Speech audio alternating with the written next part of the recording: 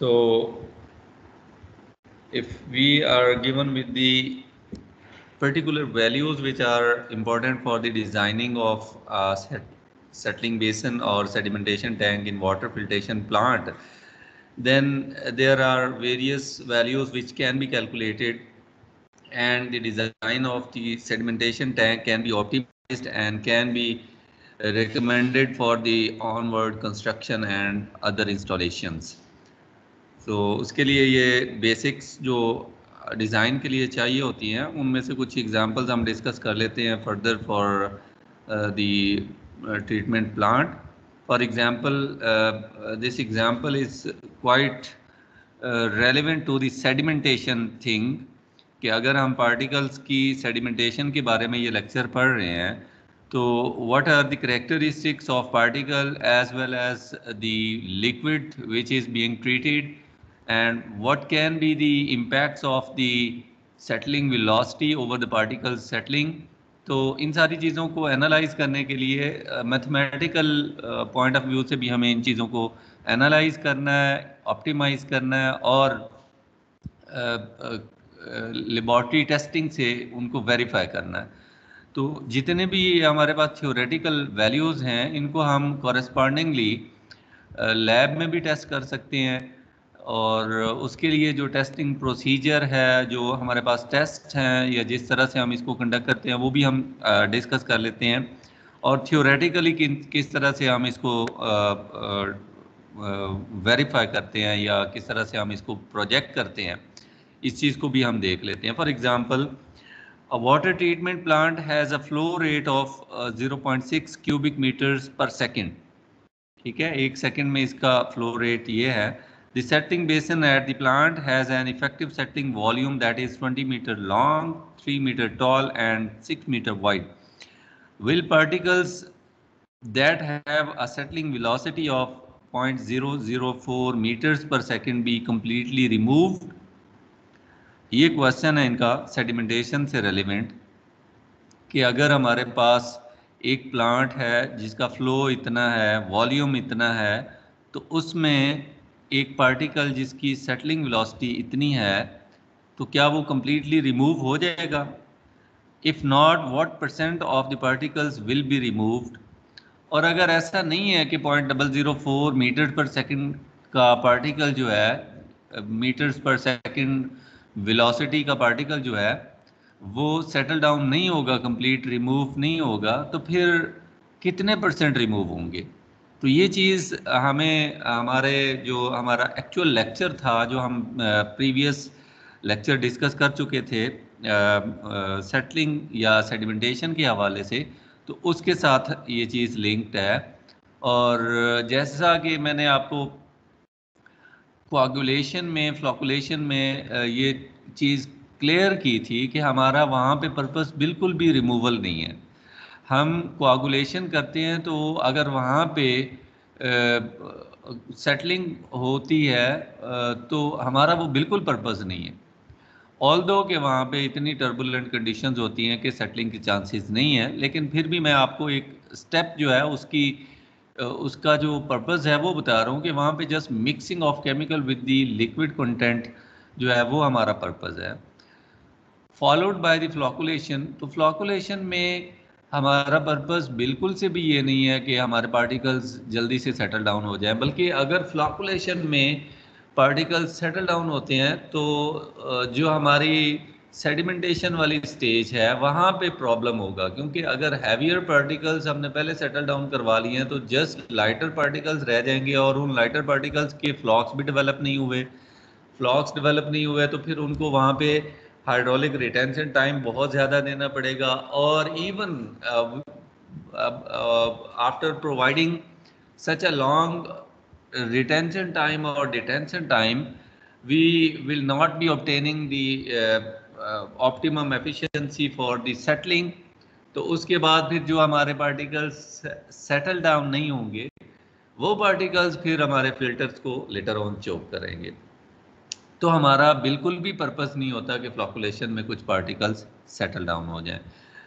तो इस वजह से हम वहाँ पे जेंटल स्पीड रखते हैं. अपने जो हमारे पैडल्स होते हैं, जो हमारे इम्पेलर्स होते हैं वो जेंटल स्पीड, स्लो स्पीड रखते हैं कि ना तो टर्बुलेंट कंडीशंस डेवलप हों कि हमारे फ्लॉक्स फॉर्मेशन की बजाय ब्रेकेज की तरफ चले जाएं, और ना इतनी वो यूनिफॉर्म कंडीशन हो कि हमारे पार्टिकल्स जिनकी सेटलिंग वेलोसिटी ज़्यादा है या जिनका ऑलरेडी साइज बड़ा है वो सेटल डाउन हो जाए।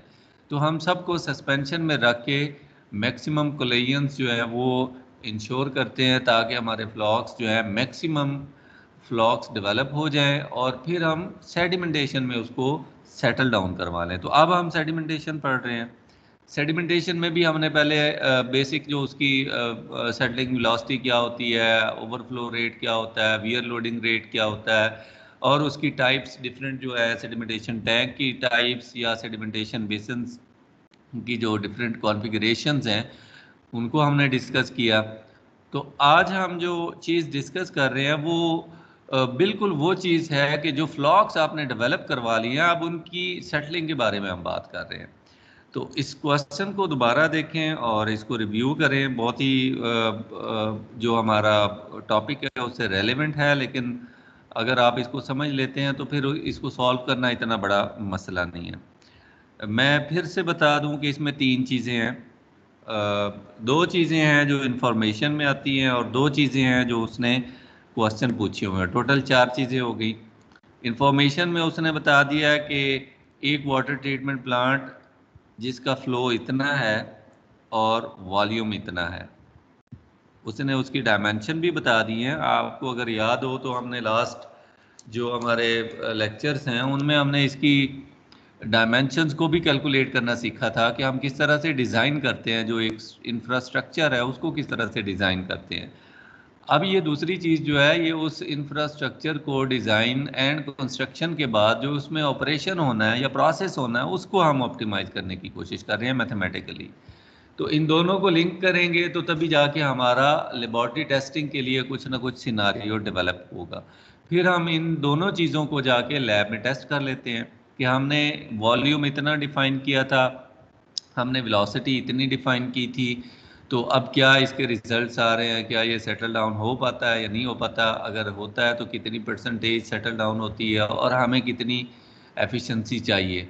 100% पार्टिकल्स हैं अगर हमारे पास, तो उन 100% पार्टिकल्स में से 70% सेटल डाउन हो रहे हैं या 90% सेटल डाउन हो रहे हैं या मे बी 50% सेटल डाउन हो रहे हैं। तो ये चीज़ आइडेंटिफाई करने के लिए हम फिर लैब में जा सकते हैं और फिर ऑब्वियसली डिज़ायर्ड रिजल्ट्स को ऑब्टेन करने के लिए हम उसके अंदर जो चेंजिंग्स हैं उनको भी इनकॉर्पोरेट कर सकते हैं। तो यहाँ पे जस्ट फ्लो बताया, डायमेंशंस बताए हैं और फिर पूछा है कि अगर वेलोसिटी की हर पार्टिकल की 0.004 मीटर्स पर सेकंड हो तो क्या वो रिमूव हो जाएंगे, और अगर वो रिमूव नहीं होंगे तो कितनी परसेंटेज उनकी रिमूव होगी पार्टिकल्स की। ठीक है, तो ये चीज़ जो है हमने इंश्योर करनी है, इस चीज़ को हमने सीखना है, इस चीज़ को हमने डिस्कस करना है। फिर इसके बाद इसको करेक्ट करना, फॉर एग्जांपल रिजल्ट आ जाता है कि जी 50% पार्टिकल सेटल डाउन होंगे, 100% पार्टिकल सेटल डाउन नहीं हो सकते। तो फिर नेक्स्ट क्वेश्चन ये भी हो सकता है कि फिर इसकी डायमेंशन हम क्या रखें कि 100% रिमूव हो जाए, सारे के सारे ही रिमूव हो जाए, हमें 100% एफिशिएंसी चाहिए। तो आप इसकी डायमेंशंस हमें फिर से डिज़ाइन करके बताएं ताकि हम इसको उस तरह से हम इसकी जो है वो डिज़ाइनिंग जो है वो उसको कंस्ट्रक्शन फेज में ले जाएं। तो फिर आपने उसकी डायमेंशंस के ऊपर फिर दोबारा से काम करना है, रीआइट्रेशन होगी। रीआइट्रेशन से क्या होगा कि आपकी जो डायमेंशंस हैं वो कैलकुलेशंस के साथ मैच कर जाएंगी और 100% एफिशिएंसी जो है वो आपको अचीव हो जाएगी। फिर एक और पॉइंट तीसरा आ जाएगा कि जब आपने डायमेंशंस बता दिए हैं कि इतनी डायमेंशंस आपने इसको चेंज करनी है, तो यहाँ पे उसने तीन फैक्टर्स अलग अलग से बताए हुए हैं कि इसकी लेंथ इतनी है, इसकी जो विड्थ है वो इतनी है और इसकी डेप्थ इतनी है। तो जब आपने इसको रीआइट्रेट करना है, इसको करेक्ट करना है, या आपने इसको रीफ्रेज करना है, रीडिज़ाइन करना है, तो फिर आपने कौन से डायमेंशन को कम या ज़्यादा करना है, इस चीज़ का भी टेक्निकली आपको अंदाज़ा होना चाहिए कि आप डेप्थ बढ़ा देंगे क्या टैंक की, या लेंथ बढ़ा देंगे, या उसकी विड्थ बढ़ा देंगे। क्या चीज़ ऐसी है कि जिसको आप चेंज करेंगे तो आपको डिज़ायर्ड रिजल्ट्स जो हैं वो अचीव हो जाएंगे। तो ये थोड़ा सा आपको इसकी अंडरस्टैंडिंग जो है वो डेवलप करनी पड़ेगी। जो क्वेश्चन है उसकी, और मेन चीज़ जो है, एक चीज़ आप सारे जहन में रखें, एक चीज़ बिल्कुल आपके क्रिस्टल क्लियर होनी चाहिए कि as we are recording this lecture, तो सॉल्यूशन तो आप मे बी 10 मिनट में हम इसका सॉल्यूशन जो है वो करके तो हम कह के ये तो बड़ा हो गया काम, मसला नहीं है। लेकिन जो चीज़ मैं डेवलप करना चाह रहा हूँ वो ये है कि आपको क्वेश्चन की समझ आनी चाहिए।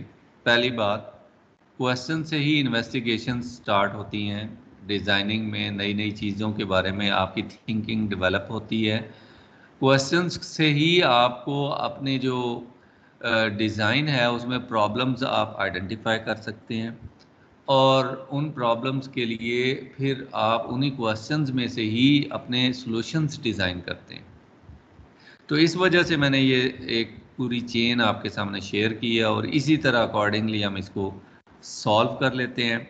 और सबसे पहले हम ये देख लेते हैं, उसका जो फर्स्ट क्वेश्चन था कि क्या particles having velocity of 0.004 metres per second completely remove हो जाएंगे। तो हम पहले उसको देख लेते हैं।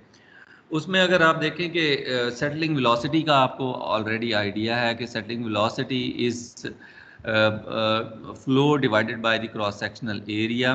तो अब एरिया आपके पास ऑलरेडी गिवन है कि उसका जो प्लेन एरिया है वो आपके पास गिवन है कि आपने ये सेटलिंग वेलोसिटी, हमने लास्ट जो लेक्चर था उसमें भी हमने इसको कैलकुलेट किया था, इसकी इक्वेशन भी ड्राइव की थी कि किस तरह से हम इसको कैलकुलेट कर सकते हैं। अगर आपको याद हो या आप अगर इस चीज़ को रिकॉल कर सकते हो, तो हमने एक छोटी सी इक्वेशन ड्राइव की थी जो जिसमें हमने ओवरफ्लो रेट और हमारी सेटलिंग वेलोसिटी जो है इसको हमने कैलकुलेट किया था।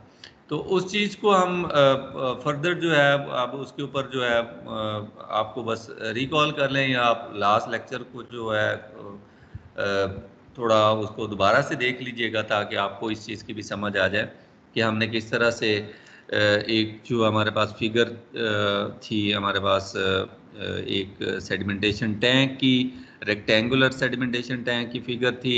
उसमें हमने कहा था कि हमारे पास जो डिटेंशन टाइम है that is equal to height divided by the horizontal velocity, और इसी तरह से फिर हमने उससे टाइम जो है उसको हमने कहा था कि that is equal to volume over flow. तो उन सबको हमने फिर रीफ्रेज किया, कंपेयर किया इक्वेशंस को, और कंपेयर करने के बाद हमारे पास जो फाइनल रिजल्ट आया था that was overflow rate is equal to flow divided by plane area. ठीक है, और प्लेन एरिया में आपके पास जो आपने उसमें प्लेन एरिया से उसको डिवाइड करना था that was your length and your width. ठीक है, तो अब ये चीज़ जो है ये ऑलरेडी आप इस चीज़ को प्रूव कर चुके हैं, कैलकुलेट कर चुके हैं, और ड्राइव कर चुके हैं। तो इस वजह से अब इसको जस्ट हमने यूज़ करना है। हमारे पास जितनी इंफॉर्मेशन है ना, तो हमने उसके अकॉर्डिंगली फार्मूला जो है वो अप्लाई करना है कि अगर हमारे पास इंफॉर्मेशन ये है कि हमारे पास फ्लो है और वॉल्यूम है, या एरिया है, या लेंथ डेप्थ विड्थ है, तो हम उन चीज़ों को ही यूटिलाइज करके अपने क्वेश्चन को आगे बढ़ा सकते हैं। तो यहाँ पे उसने जो दो चीज़ें दी उनमें से ये बड़ा इजीली एक्सट्रैक्ट कर लिया हमने कि हमारी जो सेटलिंग वेलोसिटी है बेसिकली जो होनी चाहिए, बेसिकली जो होनी चाहिए फॉर द गिवन इंफॉर्मेशन, वो हमारे पास आती है, आप कह लें कि 0.6 cubic metres per second over plain area. यहाँ पे मीटर्स पर सेकंड लिखा हुआ है, ये 0.6 क्यूबिक मीटर्स पर सेकंड है, हमारा फ्लो है ये। और इसको डिवाइड हमने कर दिया प्लेन एरिया के साथ। प्लेन एरिया के साथ जब हमने इसको डिवाइड किया तो हमारी जो सेटलिंग वेलोसिटी आती है वो है 0.005 मीटर्स पर सेकंड। अब ये वो सेटलिंग वेलोसिटी है जो आपकी 100% रिमूवल के लिए होनी चाहिए। अगर इस फ्लो पे आपने ऑपरेट करना है विद दीज डायमेंशंस तो फिर आपको इतनी सेटलिंग वेलोसिटी मेंटेन करनी पड़ेगी, पार्टिकल्स की सेटलिंग वेलोसिटी बढ़ानी पड़ेगी। अच्छा, अब यहाँ पे वो कह रहे हैं कि 0.004 मीटर्स पर सेकंड वाले पार्टिकल्स जो हैं उनका क्या बनेगा, वो सेटल डाउन होंगे या नहीं होंगे? तो ऑब्वियसली वो रिमूव 100% रिमूव नहीं होंगे। अच्छा, एक चीज़ ये भी जहन में रखें कि जब आप ट्रीटमेंट प्लांट ऑपरेट कर रहे हैं, आपने few of your colleagues have visited the treatment plant और उसमें बड़ा क्रिस्टल क्लियर आपको आइडिया है कि जब आप कोआगुलेंट मिक्स कर देते हैं और उसके बाद आप पार्टिकल्स को फ्लॉक्स में डेवलप करवाते हैं तो फ्लॉक्स सारे इक्वल साइज के नहीं बनेंगे। कुछ फ्लॉक्स बहुत हैवियर बन जाएंगे, कुछ फ्लॉक्स बहुत लाइटर होंगे और फिर आप उनको ज्वाइन टुगेदर करने के बाद भी इवन वो इतने नहीं होंगे कि आप ये कह सकें कि हमारे पास सारे फ्लॉक्स इक्वल साइज के हैं। Different sizes means different settling velocities. ठीक है, 0.005 मीटर्स पर सेकंड वो वेलोसिटी है जो गिवन इंफॉर्मेशन के मुताबिक हमारे पास अगर हर पार्टिकल की होगी तो 100% रिमूवल हो जाएगी, या आप कह लें कि यह हमें रिक्वायर्ड है। अच्छा, दूसरे एंड पे क्या है, वो कहते हैं कि 0.005 मीटर पर सेकंड तो आपने कैलकुलेट कर ली है, लेकिन हमारे पास पार्टिकल्स यूनिफॉर्म नहीं है। हमारे पास ऐसे पार्टिकल्स भी हैं जिनकी settling velocity 0.004 metres per second भी है। अब उनका क्या करेंगे, उनको किस तरह से हम देखेंगे कि वो कम्प्लीटली रिमूव होंगे या नहीं होंगे? तो जो डिटेंशन टाइम या सेटलिंग टाइम आप 0.005 मीटर्स पर सेकंड को पार्टिकल्स को दे रहे हैं, उसी टाइम में आपके 0.004 मीटर्स पर सेकंड वाले कितने पार्टिकल्स जो हैं उनकी कितनी परसेंटेज सेटल डाउन हो जाएगी, इस चीज़ को कैलकुलेट करने के लिए हमने इस क्वेश्चन को आगे लेके चलना है। तो उसको देख लेते हैं कि वो कितने रिमूव होंगे। हमें पता है कि since v not is greater than the settling velocity of the particle of interest, हमारा पार्टिकल ऑफ इंटरेस्ट तो वो है जो 0.004 मीटर पर सेकंड वाला है, जबकि actual v not is 0.005 metres per second, they will not be completely remove. तो पहला क्वेश्चन तो उसका जो उसने पूछा कि क्या वो कम्प्लीटली रिमूव हो जाएंगे, तो नहीं होंगे। ये एक उसके फर्स्ट क्वेश्चन का आंसर आ गया।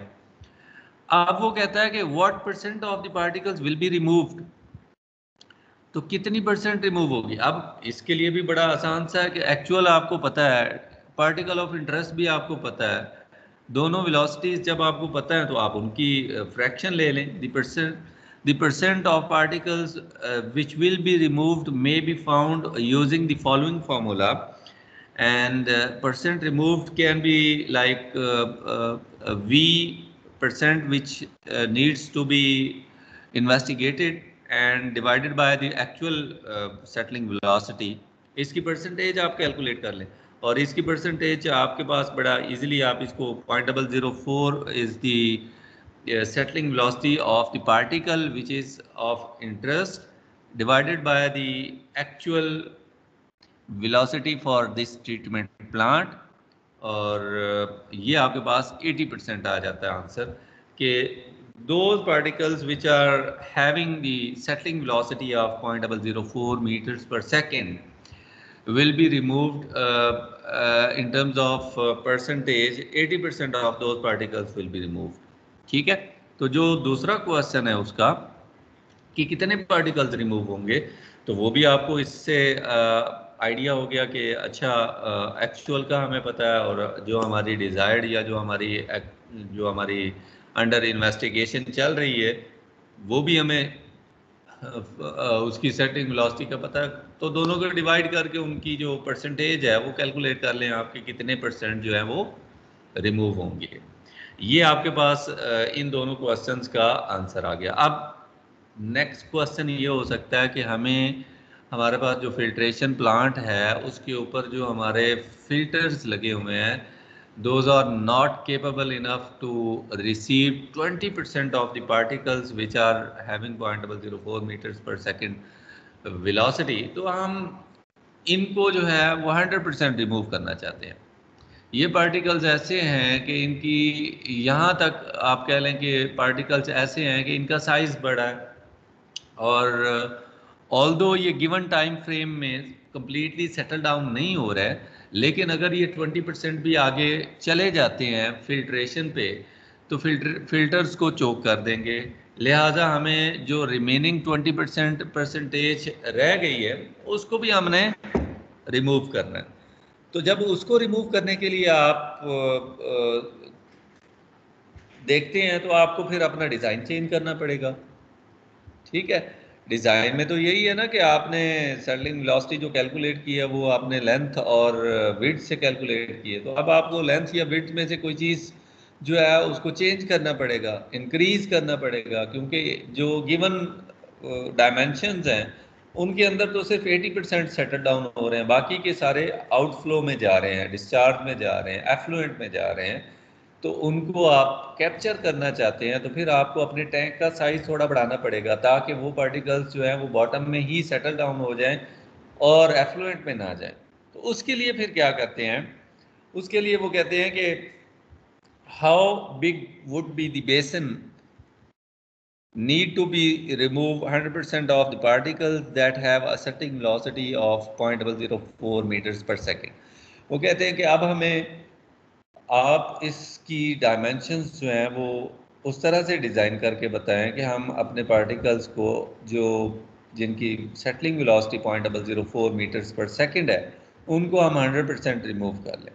तो ये चीज़ जो है इसको आप करने के लिए इट्स क्वाइट सिंपल कि आप इसी फार्मूला को कैरी ऑन करें। आपको ऑलरेडी पता है कि V nought is equal to flow divided by plane area. अच्छा, flow divided by plane area के साथ साथ आपको पता है कि जो आप सेट करना चाहते हैं, वी नॉट बनाना चाहते हैं जिसको, वो आपकी अब 0.005 की बजाय 0.004 है। ठीक है, और क्यू आपको पता है already 0.6 cubic metres per second है। तो एरिया ही चेंज हो सकता है और उसी को चेंज करने के लिए हम ये आगे जो है इसको कैरी ऑन कर रहे हैं कि हम अपना एरिया या डायमेंशन या वॉल्यूम जो है इसको चेंज करेंगे ताकि हमारा जो डिज़ाइन है वो थोड़ा सा चेंज हो जाए और 0.004 मीटर्स पर सेकंड पार्टिकल्स जो हैं उनको अकोमोडेट कर ले कि वो 100% रिमूव हो जाए। अच्छा जी, तो एरिया जो एग्जिस्टिंग हमारे पास आ रहा था वो अगर आप इसको थोड़ा सा और करें तो 20 मल्टीप्लाई बाय 6 जो है वो आपके पास 120 स्क्वायर मीटर एरिया आ रहा था, जबकि अब जो रिक्वायर्ड एरिया है वो 150 क्यूबिक स्क्वायर मीटर है, सॉरी। तो ये एरिया जो है आपको अब फिक्स करना है, 120 की बजाय अब आपको 150 स्क्वायर मीटर एरिया जो है वो आपको करना है। ये टाइपिंग एरर है तो इसको आप स्क्वायर मीटर ही कंसीडर कीजिएगा, कंफ्यूजन में नहीं रहना।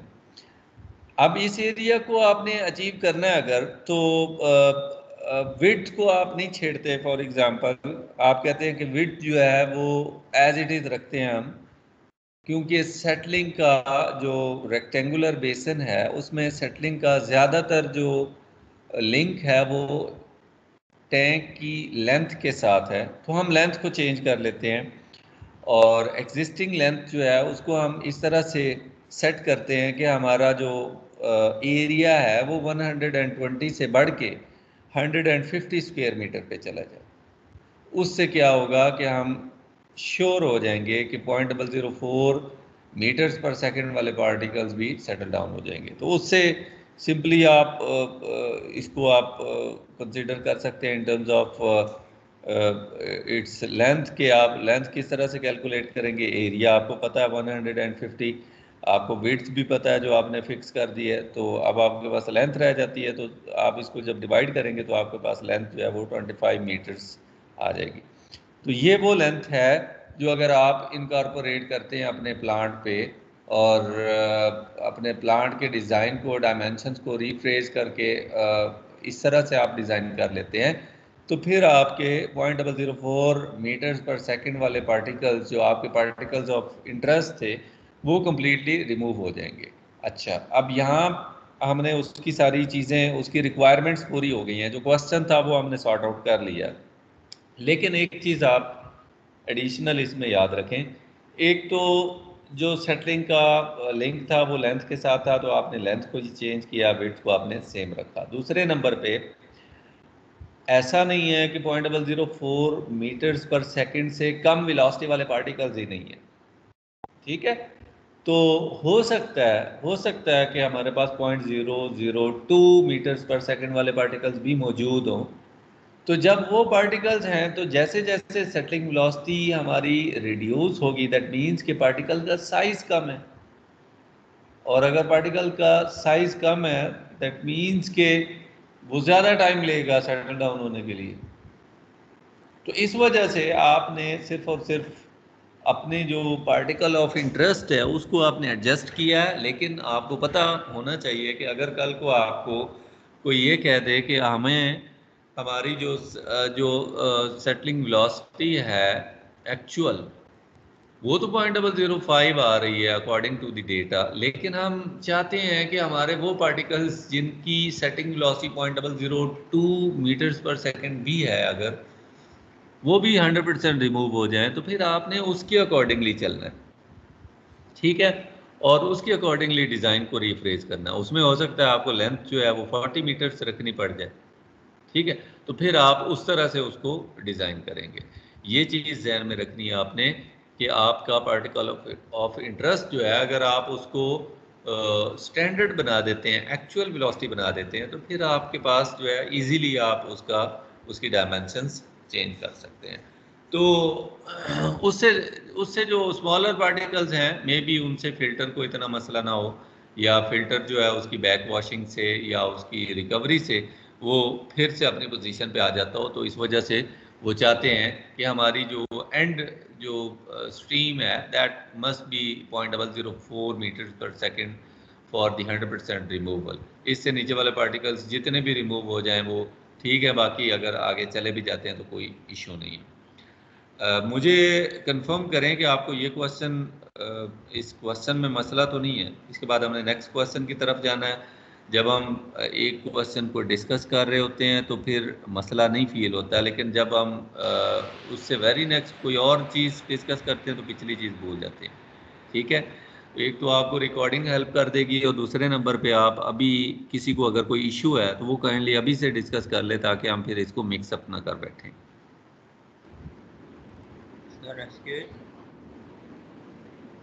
सॉरी सर, ये एरिया 150 मीटर क्यूब कैसे आया? यार ये मैं बता चुका हूँ, आप पता नहीं अभी ज्वाइन किया या आपने उस वक्त गौर नहीं किया। मैंने कहा था कि ये स्क्वायर मीटर है, टाइपिंग एरर है। Okay sir. हाँ जी, और किसी का कोई क्वेश्चन?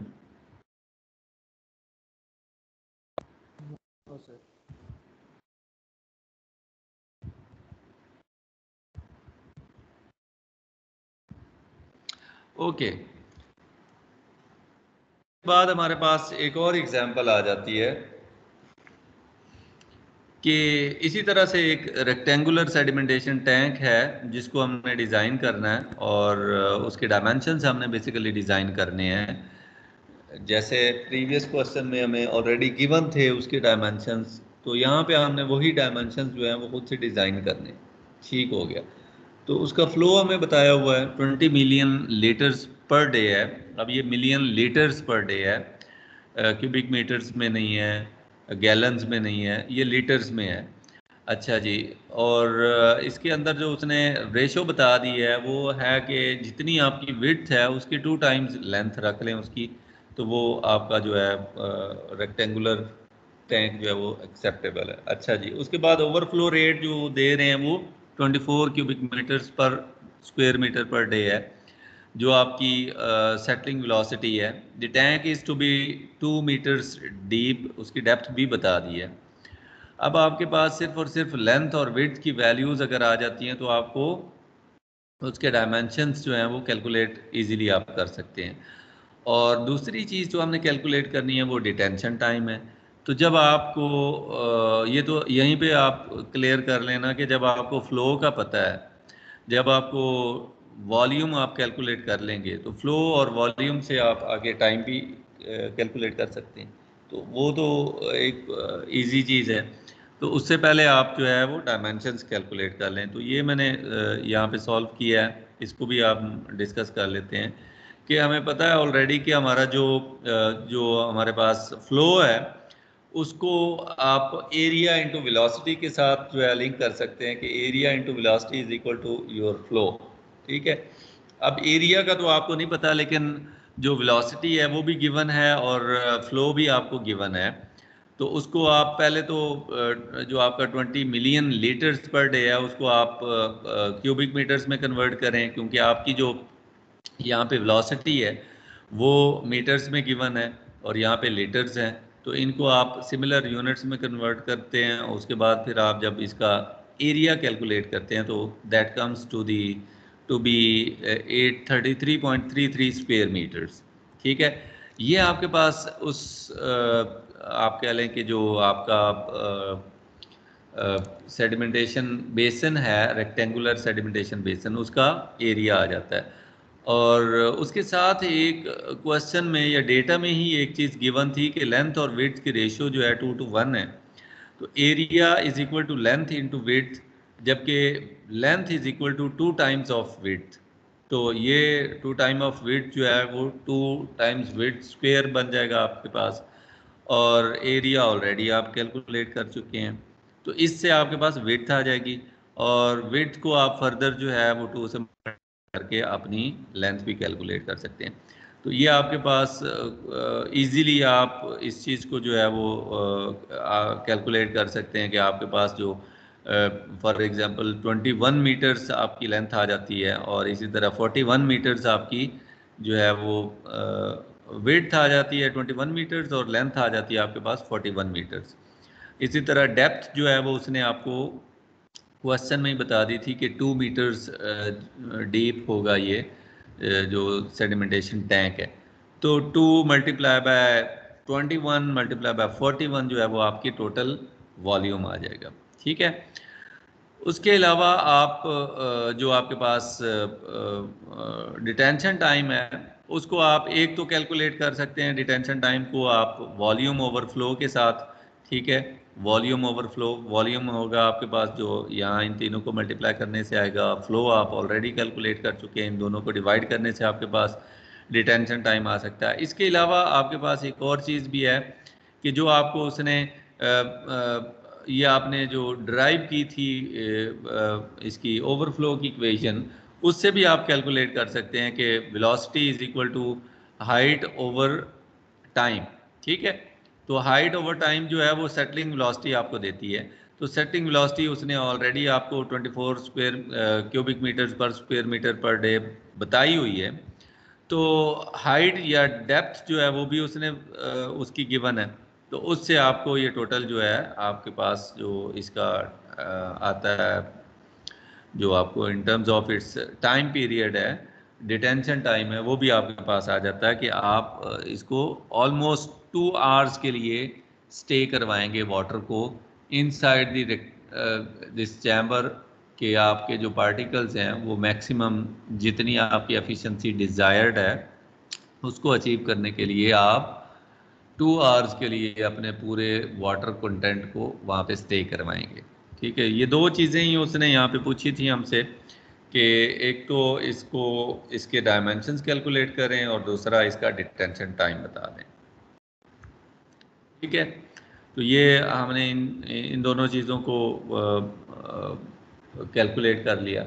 इसके बाद ये चीज़ें आप कुछ अगर आपके पास आई बिलीव कि आप लोग अपने नोट्स भी डेवलप कर रहे होंगे साथ साथ, बजाय इसके कि सिर्फ और सिर्फ आपका फोकस जो है वो रिकॉर्डेड लेक्चर के ऊपर हो, क्योंकि उससे आपकी अंडरस्टैंडिंग ज़्यादा डेवलप होगी, आपका टाइम भी बचेगा। बाद में आप इतना टाइम इस चीज़ को नहीं दे सकते कि आप बैठ के यही सुनते रहें।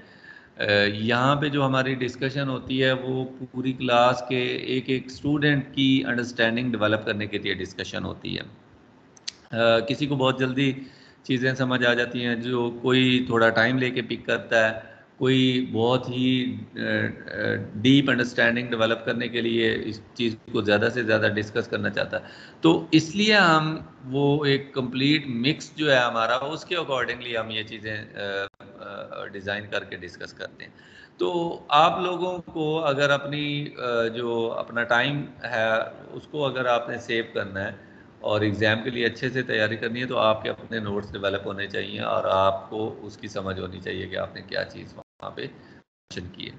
ठीक है, तो उसी पॉइंट ऑफ व्यू के हिसाब से आपको ये कुछ फार्मूला हैं, ये आप नोट डाउन कर लें अपने पास कि आपके पास डिटेंशन टाइम जो है वो किस तरह से आप कैलकुलेट कर सकते हैं, और टिपिकल वैल्यू जो है डिज़ाइन वैल्यू वो क्या होती है किसी भी सेडिमेंटेशन टैंक की।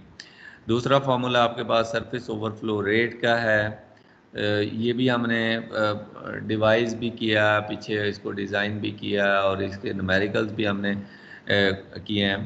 तो इसकी typical design value is 400 to 800 gallons per day पर स्क्वायर फीट है। फिर हमारे पास वियर ओवरफ्लो रेट आ जाता है, उसको भी हमने कैलकुलेट किया है, डिज़ाइन भी किया और उसके न्यूमेरिकल्स भी हमने किए हैं। टिपिकल डिज़ाइन जो है 10,000 गैलन्स पर डे पर फीट है। फिर आपके पास एक वेस्ट वाटर के लिए प्रोमिनेंटली फार्मूला है, इनके साथ ही आप लिख लें क्योंकि आप मिक्स अप ना कर जाएं और आपको उसका डिफरेंस जो है इनके साथ आपको पता हो, तो इस वजह से उसको मैं यहाँ पे लिख रहा हूँ। Otherwise it will be utilised in waste water treatment and plant design. तो वो क्या है कि सॉलिड्स लोडिंग रेट, ठीक है, सॉलिड्स लोडिंग रेट जो है वो ये कहता है कि आपके पास टोटल सॉलिड्स कितने हैं divided by the surface area, typical design value उसकी है। ये जस्ट आप नोट डाउन कर लें इसका, इस जो आपकी एग्ज़ाम पॉइंट ऑफ व्यू से इस चीज़ की कोई ज़रूरत नहीं है।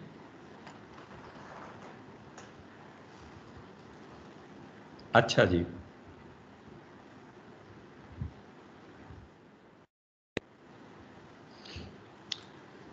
यहाँ पे हमारे पास एक और चीज़ आ गई है।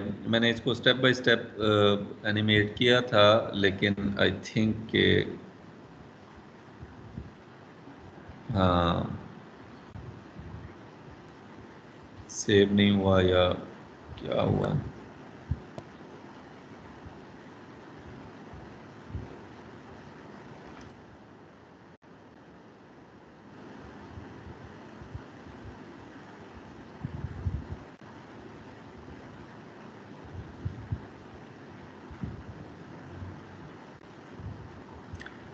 मैं इसको रीशेयर कर लेता हूँ ताकि आपको स्टेप बाय स्टेप उस चीज़ की समझ आ जाए कि हम क्या डिस्कस करना चाह रहे हैं।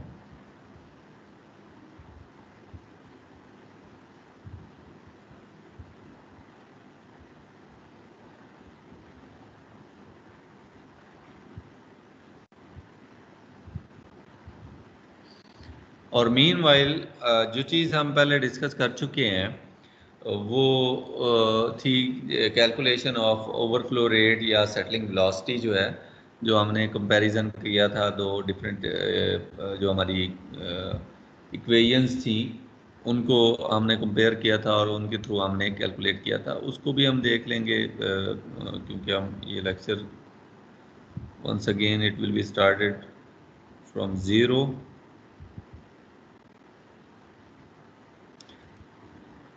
बल्कि ये डायरेक्टली वहाँ पे चला ही गया तो इट्स गुड, टाइम सेविंग होगी हमारी। अब ये ठीक है। हमने डिफरेंट टाइप्स पढ़ी थी सेडिमेंटेशन की, उनको हम थोड़ा सा उनकी थ्योरी जो है सेटलिंग के पॉइंट ऑफ व्यू से समझ भी लेते हैं और उसको हम डिस्कस भी कर लेते हैं ताकि हमारा जो मेन ऑब्जेक्टिव है वो कंप्लीट हो जाए।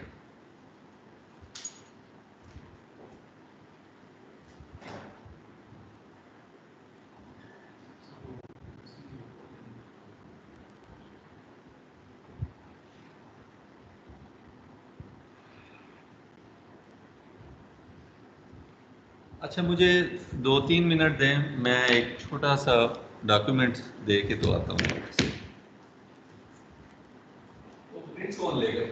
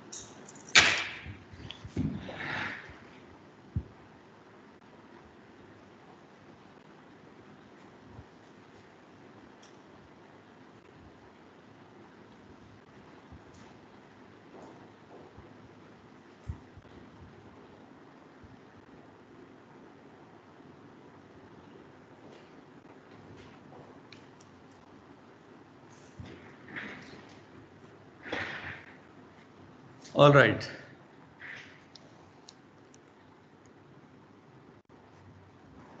हमने डिफरेंट टाइप्स पढ़ी थी सेडिमेंटेशन की, and the very first type of the sedimentation was discrete settling, या इसको फ्री सेटलिंग कह लें, या ये वो पार्टिकल्स हैं जिनको किसी के साथ फ्लॉकुलेशन की ज़रूरत नहीं है, ये खुद से ही मतलब इनका इतना साइज़ है या इनकी इतनी सेटलिंग वेलोसिटी है कि ये इजीली सेटल डाउन हो जाते हैं।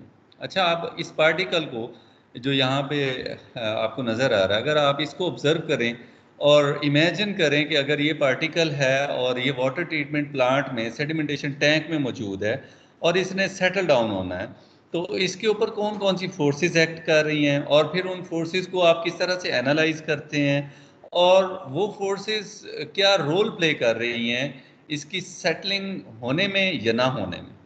ठीक है, तो उस हिसाब से हम इसको देख लेते हैं, और फिर हम देखेंगे कि डिस्क्रीट सेटलिंग का फॉर्मूला क्या हो सकता है। क्या हमें कोई थ्रेशोल्ड वैल्यू मिल सकती है, कोई हमें इंडिकेशन मिल सकती है कि ये चीज़ इम्पोर्टेंट है डिस्क्रीट सेटलिंग में, ये चीज़ इम्पोर्टेंट नहीं है।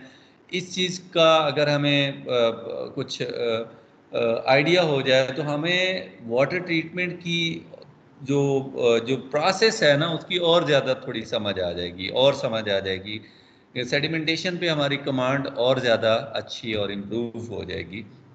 उस पॉइंट ऑफ व्यू से अगर हम इसको डिस्कस करें और इसके साथ जो लिंक्ड चीज़ें हैं वो मैं आपके साथ शेयर करूं, तो सबसे पहले तो आप ये देखें कि आपको एक बहुत ही कॉमन चीज़ है कि फोर्स ऑफ ग्रेविटी जो है वो एक्ट करेगी तो तभी ये सेटल डाउन होगा पार्टिकल।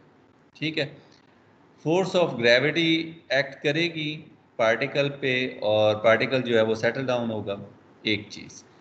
दूसरे नंबर पे जब ये पार्टिकल वाटर में मौजूद है तो वाटर जो है वो इसको दो तरह की रेजिस्टेंस ऑफर करेगा।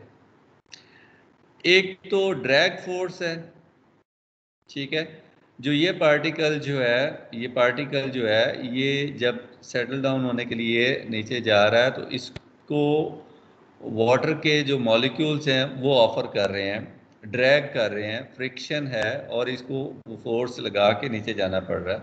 एक तो वो फोर्स आ जाएगी और वो आपके पास यहाँ पे ये मेंशन है हाफ सी डी, और ए आपके पास है क्रॉस सेक्शनल एरिया, उसी तरह वाटर की डेंसिटी है और फिर आपके पास वेलोसिटी है।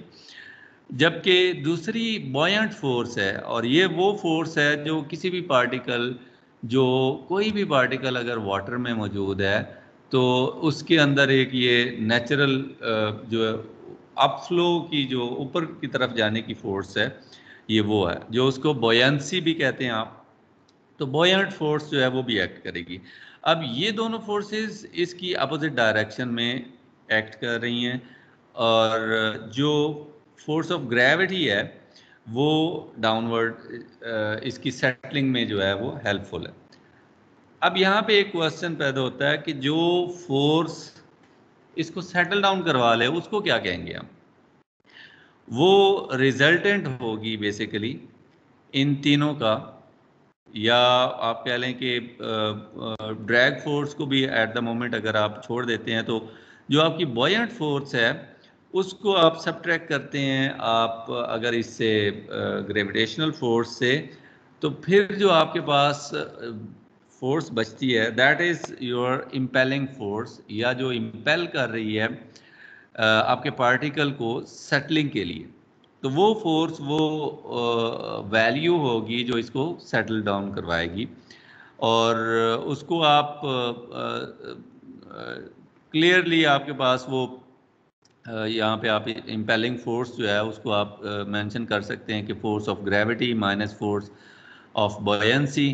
तो इन दोनों को आप जब इनकी ये वैल्यूज़ जो हैं, ये वैल्यूज़ इन दोनों की जब आप मेंशन करते हैं तो आपके पास सिंपली वी एंड जी जो है वो आपके पास आ जाती हैं एज ए कॉमन फैक्टर आ जाती हैं और यहाँ पे डेंसिटी जो है वाटर की होगी बॉयंसी में, और जो आपकी ग्रेविटेशनल फोर्स है उसमें आपके पार्टिकल की डेंसिटी आपकी काउंट होगी। तो ये particles density minus water density into g which is the gravitational force and volume जो है वो आप इसके साथ लिंक करते हैं। अब ये आपकी इम्पेलिंग फोर्स है और इम्पेलिंग फोर्स सेटल डाउन करवाएगी। कब सेटल डाउन करवाएगी आपके पार्टिकल को? ये इम्पेलिंग फोर्स कब सेटल डाउन करवाएगी? ये तब सेटल डाउन करवाएगी जब आपकी आपका जो पार्टिकल है उसके अंदर जो ये दोनों फोर्सेस हैं इनका इम्पैक्ट इससे कम होगा। तो ये ज़्यादा होगी तो उसका रिजल्टेंट जो है वो इसको सेटल डाउन करवाएगा। Drag force as already discussed के ड्रैग फोर्स का फार्मूला ये है। तो सेटलिंग जो है वो फिर तभी आपकी जो है वो इम्प्रूव होगी जब आपकी impelling force which is the resultant of both of these forces ये ज़्यादा होगी फ्रॉम द ड्रैगिंग फोर्स। तो ड्रैग फोर्स जो है वो आपकी कम होनी चाहिए और इम्पेलिंग फोर्स ज़्यादा होनी चाहिए ताकि आपका पार्टिकल सेटल डाउन हो जाए। तो ये आपके पास यहाँ पे इन राइटिंग जो है ये एक्सप्रेशन भी आ गया। अच्छा, अब अगर ये हमने इस तरह से इसको देखना है और हम ये समझते हैं कि अगर इम्पेलिंग फोर्स ज़्यादा होगी ड्रैग फोर्स से तभी सेटल डाउन होगा। तो फिर हम इनको सिंपली हम इन दोनों को कंपेयर कर लेते हैं कि हमारी ड्रैग फोर्स क्या है और हमारी इम्पेलिंग फोर्स क्या है। याद रखें यहाँ पे हम इम्पेलिंग फोर्स कर रहे हैं क्योंकि वो इन दोनों का रिजल्टेंट है। मैंने पहले ही कहा था कि आप पार्टिकल्स की सेटलिंग को अगर देखना चाहते हैं तो जो आपके पास रिजल्टेंट है ना, सिंपल सी बात तो ये है कि जो आपके पास रिजल्टेंट है इसका इन दोनों को सब्ट्रैक्ट करने के बाद वो आपका ज़्यादा होना चाहिए तभी सेटल डाउन होगा। तो यहाँ पे हमने एक फोर्स को इनकॉर्पोरेट कर लिया और इनका रिजल्टेंट जो है उसको हम कह रहे हैं कि वो ज़्यादा होना चाहिए फ्रॉम दिस वन टू। तो इसको हम कंपेयर कर रहे हैं। इसको कंपेयर करने से आपकी जो है वो आगे इसको सेटल डाउन करें इक्वेशन को, तो आपके पास जो है वेलोसिटी, जो हमारा बेसिक पर्पस है settling of the particle, sedimentation of the particle, वो आपने इस फैक्टर को साइड पे कर लिया है। और ये भी याद रखें कि यहाँ पे ये वेलोसिटी थी, सेटलिंग वेलोसिटी के नाम से वीएस है, और यहाँ पे ये वॉल्यूम ऑफ द पार्टिकल के पॉइंट ऑफ व्यू से हम इसको डिस्कस कर रहे हैं। तो ये v जो है ये वॉल्यूम है और ये vs जो है ये सेटलिंग वेलोसिटी है। यहाँ पे भी आपके पास ये वॉल्यूम है और यहाँ पे ये सेटलिंग वेलोसिटी है। तो इस सेटलिंग वेलोसिटी को हमने साइड पे किया है, ठीक है, और इसका स्क्वायर रूट था, ये सारी चीज़ दूसरी तरफ जाके डिवाइड भी हो गई और स्क्वायर रूट इसकी जगह पे जो है, स्क्वायर की जगह पे स्क्वायर रूट जो है वो इसको ओवरकम कर रहा है। तो ये हमारे पास पार्टिकल की सेटलिंग वेलोसिटी जो है वो इस तरह से आ जाएगी, ठीक है। एक चीज़ तो ये आ गई। दूसरा, आप इसको फर्दर एडजस्ट करें और इस इक्वेशन को अगर आप थोड़ा सा और रीफ्रेज करें तो आपको पता है कि आप जो वॉल्यूम है यहाँ पे वॉल्यूम भी आप इनकॉर्पोरेट कर रहे हैं और एरिया भी इनकॉर्पोरेट कर रहे हैं। तो वॉल्यूम का भी आपको पता है कि स्फेरिकल शेप का जो वॉल्यूम है और स्फेरिकल शेप का जो एरिया है वो पाई डी क्यूब बाय 6 और पाई डी स्क्वेयर बाय 4 आपके पास ये वैल्यूज़ हैं। इनको जब आप इनकॉर्पोरेट करते हैं वॉल्यूम और एरिया की जगह पे, और फिर जो चीज़ें कट डाउन होती हैं ऑब्वियसली पाई इसमें से कट डाउन हो जाएगा, कुछ डी की वैल्यू कट डाउन हो जाएगी, यहाँ पे स्क्वायर है यहाँ पे क्यूब है तो एक ही डी रह जाएगा आपके पास। इसी तरह 6 और 4 जो है उनका भी कुछ फैक्टर जो है वो कट ऑफ हो जाएगा। तो फिर आपके पास रिजल्टेंट जो है फर्दर मॉडिफाई होके आ जाता है और उसको आप कहते हैं कि ये आपके पास 4g density of particle minus density of water into diameter of the particle। फिर आपके पास यहाँ पे सी डी ये ड्रैग कोएफिशिएंट है और पार्टिकल जो वाटर की डेंसिटी है वो आपके पास इस फार्मूला में रह जाती हैं चीज़ें। कोई भी ऐसी चीज़ नहीं है जो आपको नोन ना हो। ग्रेविटेशनल फोर्स आपको पता है, पार्टिकल की डेंसिटी आपको बताई जाएगी, पार्टिकल की डेंसिटी के साथ वाटर की डेंसिटी आपको ऑलरेडी पता है, डायमीटर ऑफ पार्टिकल आपको बताया जाएगा, ड्रैग कोएफिशिएंट का पता होगा। इसी तरह से फिर ये अगेन वही फैक्टर है। तो ये सारी चीज़ें जब नोन होंगी तो आप इजीली कैलकुलेट कर सकते हैं इस पार्टिकल की सेटलिंग वेलोसिटी, ठीक है। इसको फर्दर आप इसको अगर आप वो कहते हैं ना कि और ज़्यादा करने के लिए, प्योरीफाई करने के लिए आप इसको इन टर्म्स ऑफ आप कह लें कि ये भी लिख सकते हैं आपके, it can be written in terms of water density जो है उसको आप कॉमन लें यहाँ से, ठीक है। और वाटर डेंसिटी जो है जब वो कॉमन लेंगे आप तो आपके पास जो यहाँ पे वाटर डेंसिटी थी उसके साथ ये कट ऑफ हो जाएगी, ठीक है। और दूसरे एंड पे अगर यहाँ पे शेयर हो सकता है वाइट बोर्ड तो मैं उस पर आपको,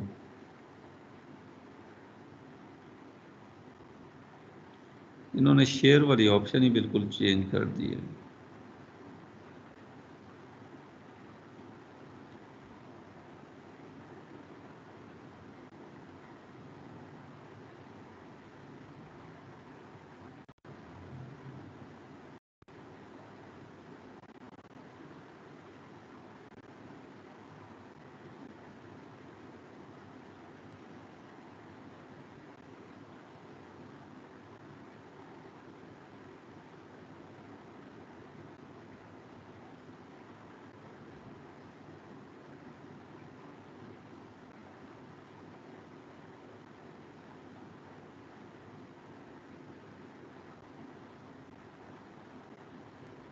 शेयर हो रहा है आपके साथ white board? Yes sir. Please confirm. अच्छा, तो यहाँ पे अगर हमने जो बात की है कि अगर हमारे पास फॉर एग्जांपल हमारे पास ये जो वैल्यू है, इसको मैं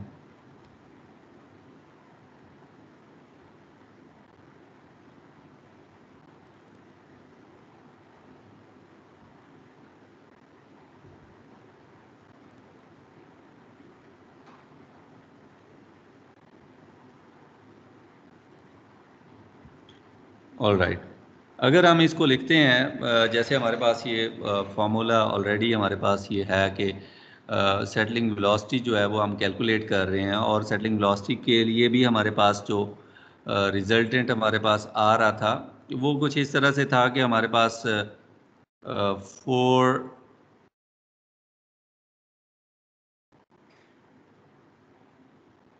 ग्रेविटेशनल फोर्स, और ये पैरामीटर समझने वाला है कि जिसमें आपका पार्टिकल की डेंसिटी है, ठीक है, और उसके साथ साथ आपके ये सॉलिड पार्टिकल है ऑब्वियसली जिसको आपने सेटल डाउन करवाना है, और आपके पास वाटर की डेंसिटी है, ठीक है। ये दोनों आपके पास पैरामीटर्स जो हैं ये आपके एक साइड पे आ गए। दूसरे नंबर पे आपके पास है जी, यहाँ पे डायमीटर भी है, ठीक है, और नीचे आपके पास आ जाता है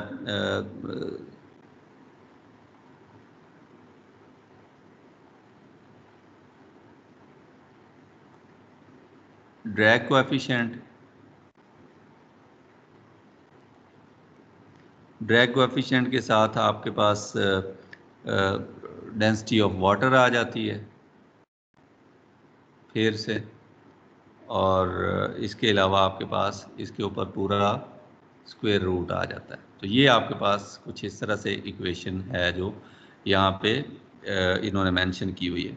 अब वो यहाँ पे कह रहे हैं कि अगर आप यहाँ से इसको कॉमन लेते हैं ना, ठीक है, अपर साइड से इसको कॉमन ले लेते हैं, तो आपके पास ये कुछ इस तरह से बन जाएगा। अगर अब ये सारा कॉपी पेस्ट भी नहीं हो सकता, और इसको रीराइट करना भी फिर टाइम वेस्टिंग है।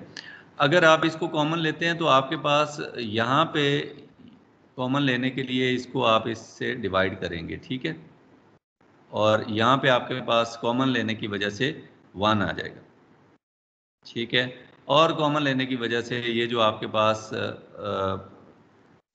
रो वाटर आपने कॉमन लिया तो ये अलग हो जाएगा, इसको आप इसके साथ कट डाउन भी कर देते हैं, ठीक है। अब ये कट डाउन हो गया, सिस्टम में से निकल गया।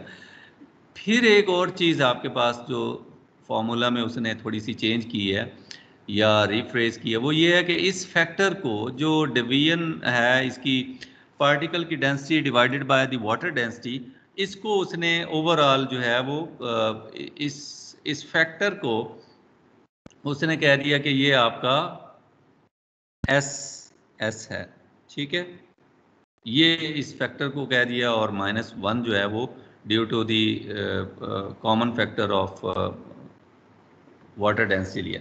तो ये चेंजिंग आई है, और नीचे से यहाँ पे आपको ये रिमूव हो गया, तो इससे जो फॉर्मूला है आपका वो रिफ्रेज हो गया है, और बाकी सारी चीज़ें एज इट इज़ हैं। सिर्फ 3CD जो है वो रह गया डिनोमिनेटर में आपके पास। ऊपर आपके पास डायमीटर भी एज इट इज़ है। अगर आप उसको अभी मैं आपके साथ शेयर करता हूँ लेक्चर, तो आप उसमें देखें।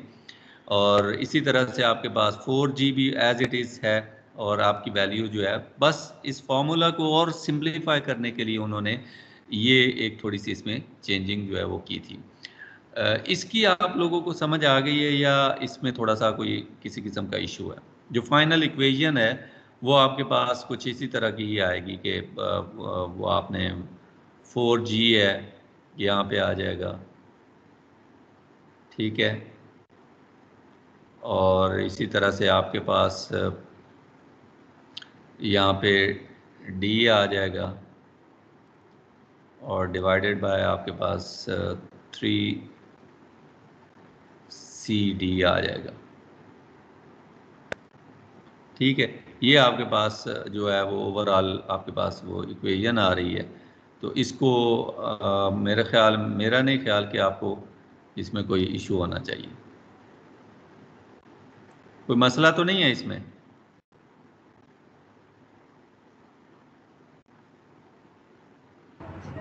No sir.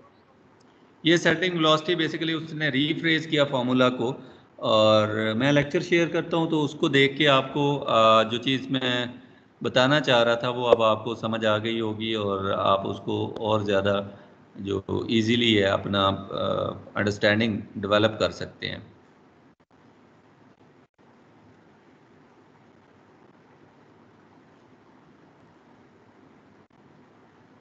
स्क्रीन शेयर हो रही है आपके साथ?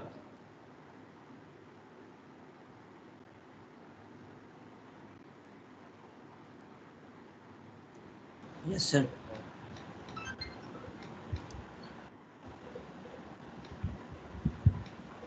ठीक है, तो पहले तो हमने इंपेलिंग फोर्स निकाली, जो ग्रेविटेशनल फोर्स और बॉयंट फोर्स जो थी हमारी उसका डिफरेंस था, वो हमने एक फैक्टर निकाल लिया। उसके बाद हमने कहा कि यहाँ पे वॉल्यूम जो है वो V जो है वो डिनोट कर रहा है वॉल्यूम को। फिर हमने ड्रैग फोर्स को एनालाइज किया, और ड्रैग फोर्स में हमारे पास जो Vs है that is the settling velocity, और वही हमारा पॉइंट ऑफ कंसर्न भी है। हम सेटलिंग वेलोसिटी ही देखना चाह रहे थे इस पार्टिकल की। ये सॉलिड पार्टिकल वाटर में है और इसने सेटल डाउन होना है।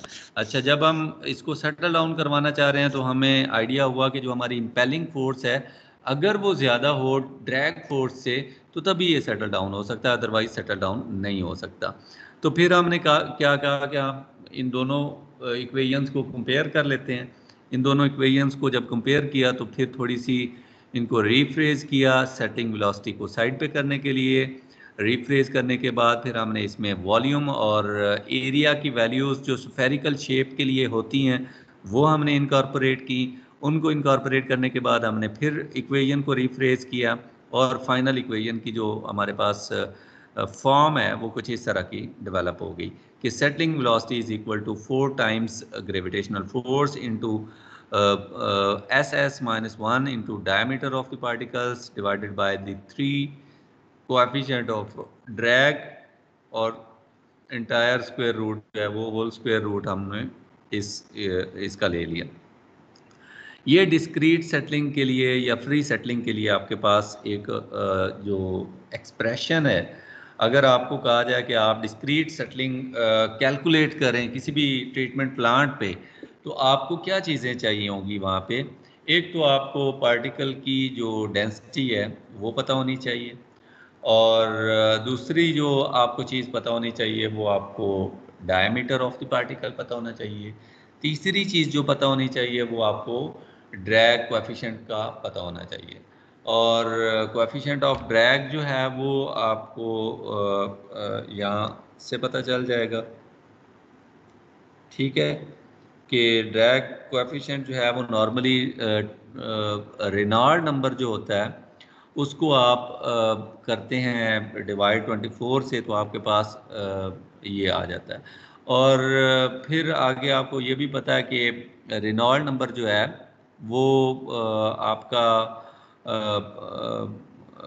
लेस देन 1 होता है इन टर्म्स ऑफ लेमिनार फ्लो, और अगर आपका टर्बुलेंट फ्लो है तो उसके लिए कोएफिशिएंट ऑफ ड्रैग डायरेक्टली आप 0.4 यूज़ कर सकते हैं। ठीक है, तो टर्बुलेंट फ्लो तो नहीं होता सेडिमेंटेशन में, most of the time we deal with the laminar flow, तो हमें वहाँ पे जो है वो लेमिनार फ्लो को ही हमने देखना है। इसी तरह ट्रांजिशनल फ्लोज होते हैं अगर, तो ट्रांजिशनल फ्लो वो होता है जो चेंज हो रहा है फ्रॉम लेमिनार टू टर्बुलेंट या फ्रॉम टर्बुलेंट टू लेमिनार, तो ये एक इसकी मिड कैटेगरी बन जाती है। तो उसके लिए जो है वो फार्मूला फिर यहाँ पे आपके सामने ये मेंशन है कि उसमें आपको रेनॉल्ड नंबर को किस तरह से हैंडल करना और आपका ड्रैग कोएफिशिएंट उससे आपको अचीव होगा। तो ये ओवरऑल आपको ड्रैग कोएफिशिएंट को किस तरह से कैलकुलेट करना है ये उसका एक्सप्रेशन है। हो सकता है आपको जब डेंसिटी ऑफ वाटर का पता है, डायामीटर का पता है, सेटलिंग वेलोसिटी का अगर पता है, और म्यू का पता है, तो आप इसको डायरेक्टली कैलकुलेट भी कर सकते हैं। And most of the times जो है ये गिवन होता है कि आपका ड्रैग कोएफिशिएंट बेसिकली किस चीज़ को रिप्रेजेंट कर रहा है और इसकी वैल्यू क्या है। यहाँ पे चूंकि हमारा फोकस ड्रैग कोएफिशिएंट को कैलकुलेट करने की तरफ नहीं है, हमारा फोकस डिस्क्रीट सेटलिंग की तरफ, डिस्क्रीट सेटलिंग या सेडिमेंटेशन को हम पढ़ रहे हैं, तो इस वजह से ड्रैग कोएफिशिएंट की वैल्यू आपको दी जा सकती है और आपका फोकस जो है वो टोटली इस वीएस की तरफ रहना चाहिए कि जिसको हमने कैलकुलेट करना है। तो ये एक और चीज़ है जिसको आप कह सकते हैं कि ये आपकी अंडरस्टैंडिंग डेवलप करने के लिए टाइप 1 जो आपकी सेटलिंग है सेडिमेंटेशन की, उसको डेवलप करने के लिए, इम्प्रूव करने के लिए ये आपको इस कॉन्सेप्ट का पता होना चाहिए। हर पार्टिकल जो सेटल डाउन होगा सेडिमेंटेशन टैंक में, वो इसी फिनोमेना के तहत सेटल डाउन होगा अगर वो उसकी सेटिंग वेलोसिटी इतनी है कि वो जो स्टैंडर्ड सेटिंग वेलोसिटी है उससे वो ज़्यादा है। वो तभी डिस्क्रीट सेटिंग तभी है ना जब वो किसी के साथ ज्वाइन टुगेदर नहीं हो रहा। जब ज्वाइन टुगेदर नहीं हो रहा तो फिर वो खुद ब खुद अकेला सेटल डाउन हो जाएगा। और डिस्क्रीट सेटलिंग किसी हद तक आप कह सकते हैं कि एक पॉइंट ऑफ व्यू से अच्छी है, एक पॉइंट ऑफ व्यू से अच्छी नहीं भी है। ठीक है, अच्छी इस तरह से है कि आपका पर्पस ही यही है कि सेटल डाउन हो जाएं पार्टिकल्स। अच्छी इस वजह से जो मैं कह रहा था कि अच्छी नहीं भी है, वो इस वजह से है सेकंड ऑप्शन कि आपका पर्पस ये तो है कि पार्टिकल सेटल डाउन हो जाएं, लेकिन साथ आपका, अगर इस पर्पस को मैं रीफ्रेज करूं तो आपका पर्पस ये है कि सारे पार्टिकल सेटल डाउन हो जाएं, सिर्फ वो नहीं जिनकी पार्टिकल्स की वेलोसिटी ज़्यादा है, सेटिंग वेलोसिटी ज़्यादा है, बल्कि आप ये चाहते हैं कि ये पार्टिकल दूसरे पार्टिकल्स के साथ भी ज्वाइन टुगेदर करें और उनको भी सेटल डाउन करवा दें जिनकी सेटिंग वेलोसिटी कम है, क्योंकि जब वो इनके साथ अटैच हो जाएंगे, फ्लॉक बन जाएगा, तो फिर ये ज़्यादा एफिशिएंट रिमूवल जो है वो प्रोवाइड करेंगे। तो आपको ये नहीं चाहिए कि हमारे 20% पार्टिकल्स जो हैं वो डिस्क्रीट सेटिंग के थ्रू बड़ी जल्दी सेटल डाउन हो गए, बल्कि आपको ये चाहिए कि आपकी at the end of the day कितनी परसेंट पार्टिकल सेटल डाउन होंगे। तो अगर तो डिस्क्रीट जो है वो इस पॉइंट ऑफ व्यू से देखें तो वो फिर अच्छी नहीं है। ठीक है, फिर आपको जो दूसरी टाइप्स हैं उनको भी डिस्कस करना पड़ सकता है। तो दूसरी टाइप्स में आपके पास टोटल 4 टाइप्स थी, तो उन 4 टाइप्स को आप जो है वो वन बाय वन डिस्कस कर सकते हैं। Anyhow, moving on to the discrete settings further portion, तो यहाँ पे आपको एक आइडिया, ये हमने जब उसकी सेटलिंग वेलोसिटी हमने कैलकुलेट की थी, तो उस वक्त भी हमने इस चीज़ को डिस्कस किया था कि अगर आपका पार्टिकल यहाँ से रिलीज हो रहा है तो उसकी 2 वेलोसिटीज़ हैं। एक तो लेंथ के साथ उसकी वेलोसिटी है हॉरिजेंटल, जो कि उसकी वाटर की वेलोसिटी है, जो वाटर उसको कंपेल कर रहा है, क्योंकि वाटर की मूवमेंट इस तरफ है, वाटर फ्लो इस तरफ है। दूसरी उसकी हॉरिजेंटल की बजाय वर्टिकल वेलोसिटी है, विच इज़ द सेटलिंग वेलोसिटी, और ये हाइट या डेप्थ के साथ इसकी लिंक है। ठीक है, तो इनकी कैलकुलेशन अकॉर्डिंगली होगी। अगर आप सेटिंग वेलोसिटी कैलकुलेट करना चाह रहे हैं तो फिर आपको हाइट डिवाइडेड बाय टाइम करना पड़ेगा। अगर आप उसकी वाटर की वेलोसिटी कैलकुलेट करना चाह रहे हैं तो फिर आपको length divided by the time आपको कैलकुलेट करना पड़ेगा या उसको इनकॉर्पोरेट करना पड़ेगा। तो ये आपके पास डिफरेंट वेलोसिटीज़ हैं। एनी हाउ, डिस्क्रीट सेटलिंग की जैसे मैं पहले बात कर रहा था कि किसी लिहाज से ये ठीक है, किसी लिहाज से ठीक नहीं है, तो इसकी कुछ अजम्पशंस हैं। उन अजम्पशंस को हम देख लेते हैं और उसके बाद फिर इसी डिस्क्रीट सेटलिंग का हम दूसरी सेटिंग के साथ लिंक और इसके ऊपर एक न्यूमेरिकल जो है वो हम डिस्कस कर लेंगे।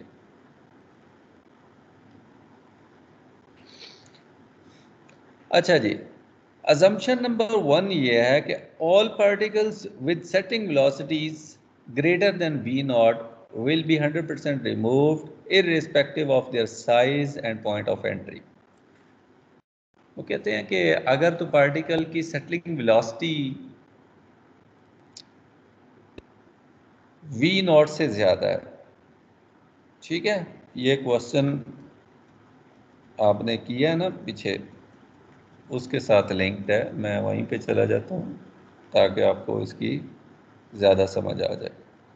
अगर तो आपके पार्टिकल की सेटलिंग वेलोसिटी वो कहता है कि इससे ज़्यादा है 0.005, देखें यहाँ पे इसकी वेलोसिटी कम थी, 0.004 थी, जबकि सेटलिंग वेलोसिटी एक्चुअल ये थी, तो इस वजह से 80% रिमूव हो रहे थे, टोटल नहीं हो रहे थे। वो कहता है कि अगर आपकी पार्टिकल की इसी की अगर 0.006 हो जाए तो आप अंदाज़ा लगाएं कि ये तो 100% रिमूव हो जाएंगे। ठीक है ना, 100% रिमूव हो जाएंगे पार्टिकल्स, टाइम से पहले रिमूव हो जाएंगे क्योंकि वेलोसिटी उनकी ज़्यादा है। तो अजम्पशन नंबर 1 में वो यही कह रहा है कि पार्टिकल की अगर वेलोसिटी एक्चुअल सेटलिंग वेलोसिटी से ज़्यादा है तो फिर कोई फ़र्क नहीं पड़ता कि वो कौन से पॉइंट से एंटर हुआ है सेडिमेंटेशन टैंक में और उसको उसका साइज़ क्या है, इन चीज़ों से कोई फ़र्क नहीं पड़ता। उसकी सेटलिंग वेलोसिटी ज़्यादा है वो कम्प्लीटली रिमूव हो जाएगा। All particles settling velocities greater than v naught will be 100% removed irrespective of their size and point of entry। अब इसको मैं प्रीवियस एग्जांपल के साथ लिंक करके दोबारा पढ़ रहा हूँ। All particles with settling velocity of 0.006 meters per second as compared to the actual settling velocity of 0.005 meters per second will be 100% removed irrespective of their size and point of entry to the sedimentation tank। ठीक है, तो ये एक इसकी assumption है। दूसरे number पे वो कह रहे हैं कि particles with the velocity settling velocity lesser than v naught, जो actual velocity है, may or may not be removed। मे और मे नॉट इस वजह से कि उनके अब जो ऊपर जिन चीज़ों पे डिपेंडेंट नहीं था यहाँ पे उन चीज़ों के ऊपर डिपेंडेंट हो जाएगा। साइज क्या है, पॉइंट ऑफ एंट्री क्या है, their removal depends upon their size, setting velocity and point of entry. ठीक है, वही चीज़ इसने भी बता दी। एक तो केस ये आ गया कि जिनकी वेलोसिटी ज़्यादा है वो कम्प्लीटली रिमूव हो जाएंगे। दूसरा केस आ गया कि जिनकी वेलोसिटी कम है वो 100% रिमूव नहीं होंगे, बल्कि वो डिपेंड करेंगे किसी चीज़ के ऊपर, और वो ये तीन चीज़ें। फिर वो कहता है कि अगर इन चीज़ों को हम देख रहे हैं तो हमें ये भी मानना पड़ेगा कि इसकी फ्रैक्शन रिमूव होगी, जैसे हमने वो न्यूमेरिकल किया है उसमें हमें पता है ना, वो यही केस था ना कि वी नॉट जो है वो 0.005 थी, तो वी हमारे पास जो आ रही थी वो 0.004 थी, तो उसकी फ्रैक्शन ही रिमूव हुई थी ना 80%, 100% तो रिमूव नहीं हुआ था। तो ये वो वाला केस यहाँ पे उसने डिस्कस कर दिया। Fraction of such particles which are having v s setting velocity lesser than actual setting velocity remove. ठीक है, और वो फ्रैक्शन कैलकुलेट अब कैसे करनी है, वहाँ पे ये चीज़ आपको कैलकुलेट करके भी बताई थी कि आपने वो फ्रैक्शन किस तरह से कैलकुलेट करनी है।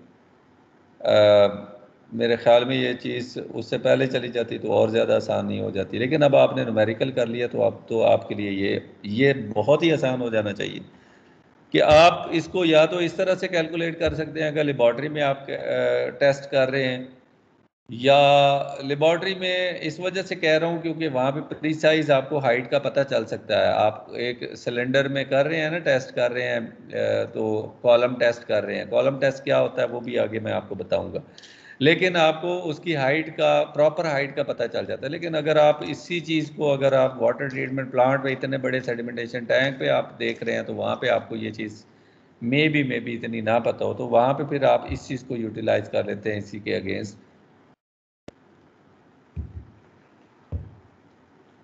कि फ्रैक्शन निकालने के लिए आप कहते हैं कि जो हमारे पार्टिकल्स की वेलोसिटी है वो क्या है divided by the actual velocity क्या है, तो वो फ्रैक्शन आपके पास आ जाती है। अच्छा जी, A column test about percentage removal and setting velocity gives a good idea.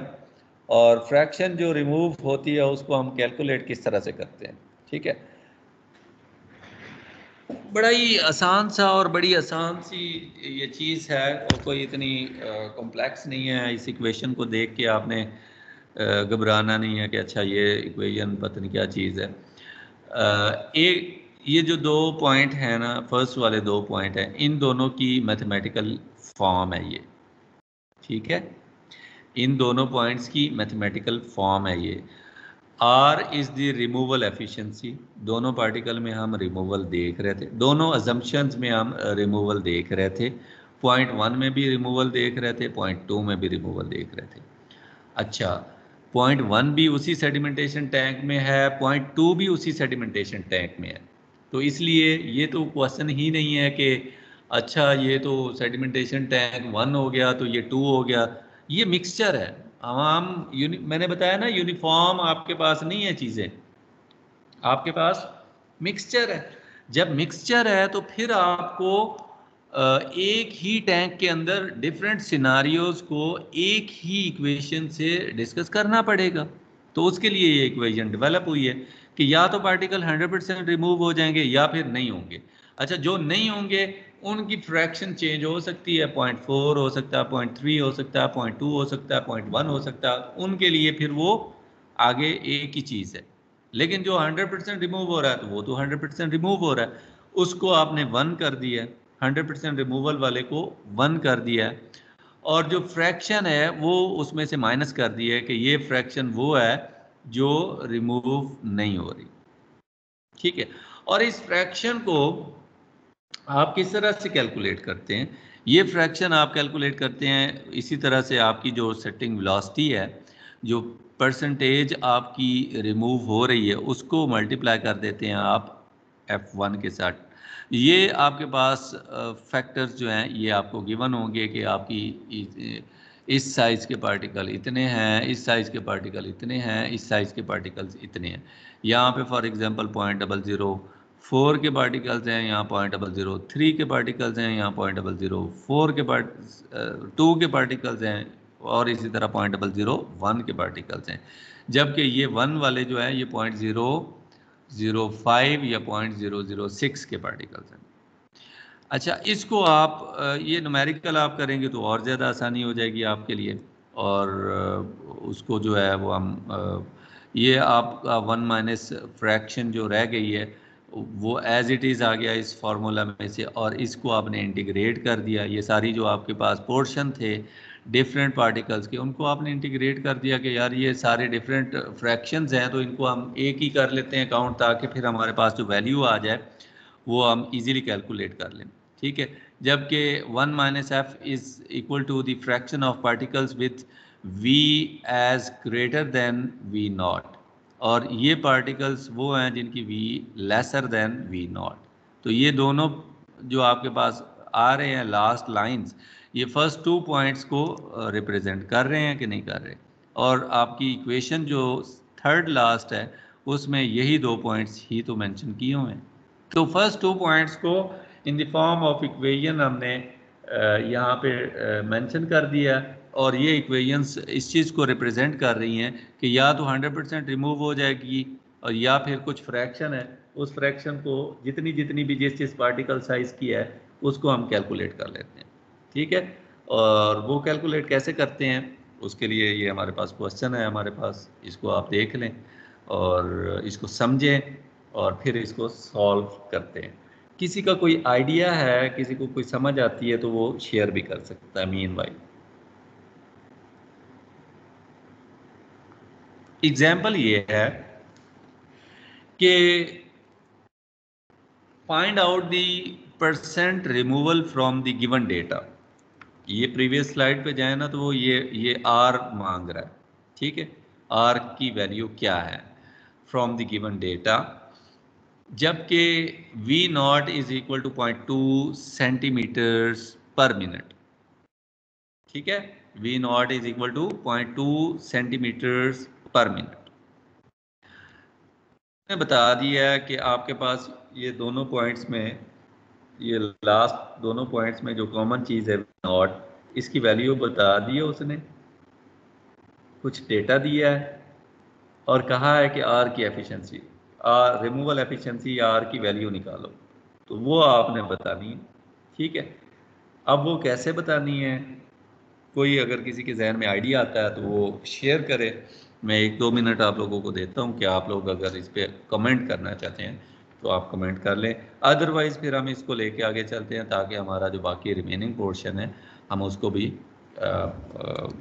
Discuss कर सकें।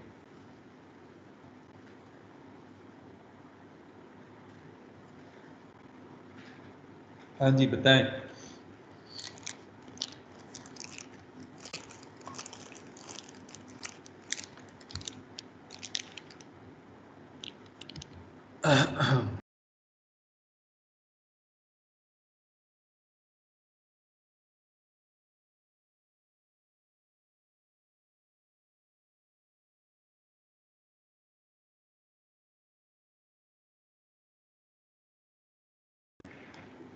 समझ नहीं आ रही किसी को, या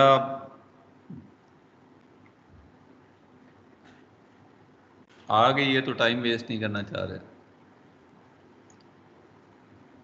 अगर किसी को कुछ थोड़ा बहुत आइडिया हो गया तो वो खुद ही शेयर कर दे, बजाय इसके कि मैं सबको चेक करने के लिए कि बैठे भी हैं या नहीं बैठे, तो मीन वाइल ये क्वेश्चन भी पूछ लूँ और साथ वो भी चीज़ हो जाए।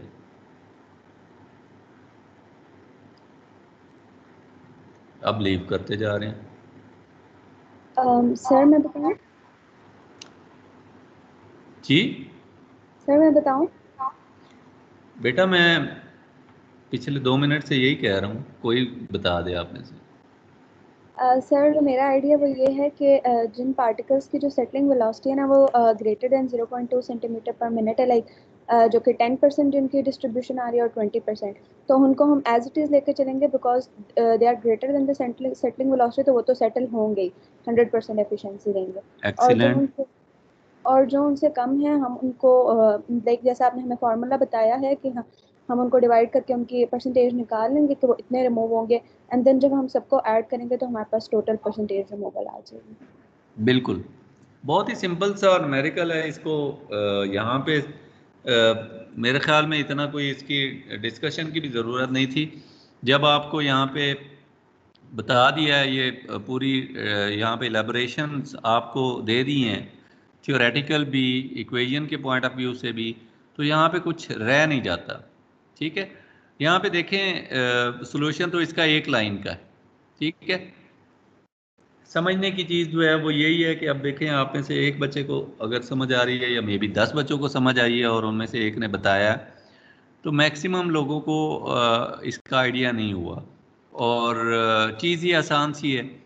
देखें 0.2 आपके पास थ्रेशोल्ड वैल्यू आ गई है, आपने रिमूवल एफिशिएंसी निकालनी है। पहले तो आप देखें पार्टिकल के साइज़, ये पार्टिकल के साइज़ हैं। दूसरे नंबर पे आपके पास पार्टिकल्स की डिस्ट्रीब्यूशन है। तीसरे नंबर पे उनकी रेलेवेंट सेटलिंग वेलोसिटी है। फॉर एग्जांपल 0.3 जिन पार्टिकल्स की सेटलिंग वेलोसिटी है वो सिर्फ 10% है। 0.25 जिनकी है वो 20% है। इसका मतलब ये हुआ कि अगर हम इन दोनों को कंबाइन करें तो ये टोटल 30% रिमूवल हो जाएगी हमारी, क्योंकि ये तो 100% रिमूव होंगे। अच्छा, उसके बाद हमारे पास 0.2 आ जाती है, तो 0.2 तो एक्चुअल वेलोसिटी है ना, ये वो बता रहा है ना कि ये 100% रिमूव हो जाएंगे, तो ये भी रिमूव हो जाएंगे, ये भी उसी कैटेगरी में आते हैं जिसमें पहले दो आए थे, तो 30% ये और ऐड कर लें उसमें, तो यहाँ तक आपके पास 60% तो एज इट इज़ आपके डायरेक्टली जो है वो 100% रिमूवल के चक्कर में। 100% रिमूवल का मतलब ये है कि ये 30% है ना, तो 30 के 30% ही सारे सेटल डाउन हो जाएंगे। इनका 100%, इनका 100%, इनका 100%, ये 100% रिमूव होंगे तो हमारी टोटल रिजल्ट में 10 आएगा, 20 आएगा, 30 आएगा। तो 60% पार्टिकल्स जो है आपके टोटल पार्टिकल्स के 60% पार्टिकल्स हैं वो तो आपके कंप्लीटली रिमूव हो जाएंगे due to their settling velocity which is greater than the actual settling velocity, और वो पॉइंट 1 को वेरीफाई कर रहे हैं। इनकी settling velocity is greater than और equal to the settling velocity, तो ये टोटली आपकी फ्रैक्शन जो है 1 माइनस एफ हो जाएगी। 1 माइनस एफ क्या है कि आपके पास ये टोटल, अगर ये 100% है, ये टोटल 100% है ना, ठीक है, तो 100 में से आपकी ये आपकी माइनस हो जाएगी फ्रैक्शन, ये 40% है, तो 60% रिमेनिंग है। अब इस सेटलिंग टैंक की या सेडिमेंटेशन बेसन की जो एफिशिएंसी है वो ये कहती है कि ये पार्टिकल्स तो 100% रिमूव हो गए हैं, इनकी भी कैलकुलेट करें जितनी भी परसेंटेज इनकी रिमूव हो रही है। अब इस चीज़ को लिंक करें आप अपने आज के लेक्चर के वेरी फर्स्ट न्यूमेरिकल के साथ, जो मैंने कहा था कि आप भूल जाएंगे, कि वहाँ पे 0.005 आ रही थी वैल्यू और 0.004 was the particle of interest, ठीक है, और उसकी परसेंटेज रिमूव हो रही थी 80%। 80% का मतलब ये है कि अगर उनकी टोटल परसेंटेज 30 है तो 80% कितनी हो जाएगी उसकी, बिलो 30 होगी, वो वैल्यू इसमें ऐड हो जाएगी।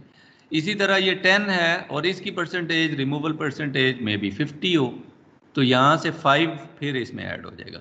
तो ये टोटल जो ऐड हो के जो रिजल्ट आएगा, ये इंटीग्रेट हो के दोनों जमा हो के इसमें ऐड हो जाएंगे, तो ये टोटल जो रिजल्ट आएगा it will reflect the total removal efficiency of your sedimentation tank, ये जो हम कैलकुलेट करना चाह रहे हैं, ठीक है। तो ये इसका रिजल्ट है, ये देखें यहाँ पे उसने कहा परसेंटेज रिमूवल बतानी है आपने, तो हम परसेंटेज डिस्ट्रीब्यूशन जो है उसको एज इट इज लिख रहे हैं, 1 माइनस एफ नहीं कर रहे, ठीक है। उसने वैल्यू नहीं पूछी, उसने परसेंटेज डायरेक्ट पूछ ली है। अच्छा, 10% वाले टोटल रिमूव हो जाएंगे जी, ठीक है, 20% वाले टोटल रिमूव हो जाएंगे, 30% वाले टोटल रिमूव हो जाएंगे। इससे आगे वाले जो हैं उनकी 0.15 है, 2 से 0.2 से कम है, 0.1 है तो 0.2 से कम है, इनकी कुछ फ्रैक्शन रिमूव होगी, और वो फ्रैक्शन कितनी होगी, 0.15 डिवाइडेड बाय 0.2, ये फ्रैक्शन निकाल लेंगे, मल्टीप्लाई बाय 100% जो पार्टिकल्स हैं उनकी बजाय हमने जो उसके रेलेवेंट डिस्ट्रीब्यूशन दी हुई है उससे हमने मल्टीप्लाई कर दिया। इसी तरह 0.1 divided by 0.2 multiply by 10% which was given already, ठीक है। इन दोनों की फ्रैक्शन रिमूव होगी, इस फ्रैक्शन को आपने कर लेना है, कैलकुलेट कर लेना है और इसमें ऐड कर लेना है, और ये रिमूवल एफिशिएंसी आपकी टोटल आपका रिजल्ट आ जाएगा इन टर्म्स ऑफ परसेंटेज रिमूवल, ठीक है। अब आपने एक काम करना है कि जो आपके पास आज का जो वेरी फर्स्ट न्यूमेरिकल था वो भी आपने कर लेना है कंप्लीट। जो डिस्क्रीट सेटलिंग की हमारे पास जो डेरिवेशन थी उसको भी आपने कर लेना है, अजम्पशन वाले पार्ट को भी कर लेना है, और ये डिस्क्रीट सेटलिंग वाला न्यूमेरिकल भी कर लेना है। तो ये एक कंप्लीट आपकी असाइनमेंट हो जाएगी, ये आपने नेक्स्ट क्लास से पहले सबमिट करवानी है। हैंड रिटन आप कोशिश करेंगे ये हैंड रिटन ही हो, ठीक है। Okay sir.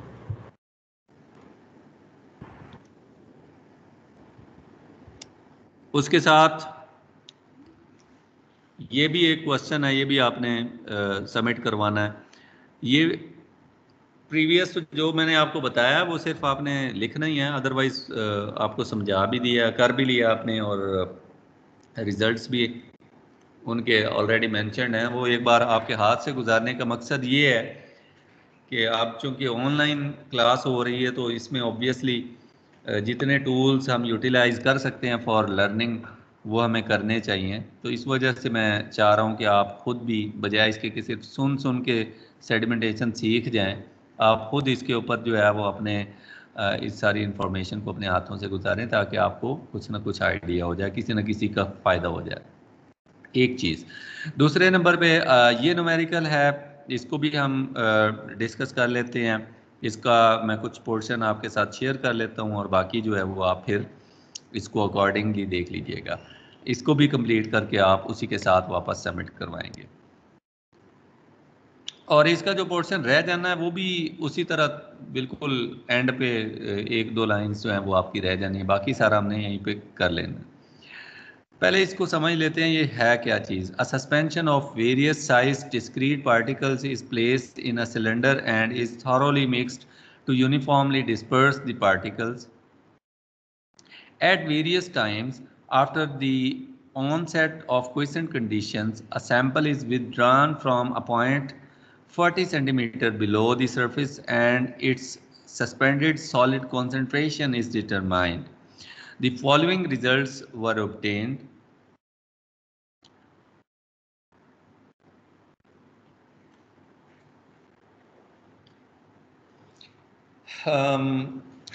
डेटा जो है वो कुछ डेटा इन्होंने दिया था और कुछ डेटा जो है वो इसमें से कैलकुलेशन की गई हैं, ठीक है। तो उस लिहाज से आपने इस चीज़ को जहन में रखना है, ये ना हो कि फिर आपको आइडिया ना हो।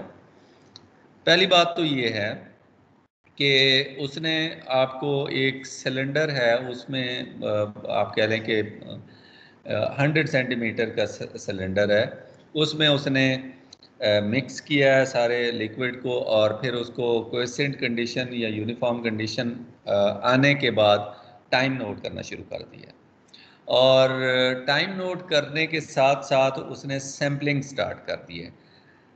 दोनों चीज़ों को साइड बाय साइड अगर आप देखें तो बड़ी ही क्रिटिकल सिचुएशन से आपको ये इसको जहन में रखना पड़ेगा कि यहाँ पे देखें, वो कहता है कि जैसे ही उसकी यूनिफॉर्म कंडीशन डेवलप हुई, मैंने उसी वक्त एक सैंपल ले लिया, 0 टाइम इंटरवल पे सैंपल ले लिया।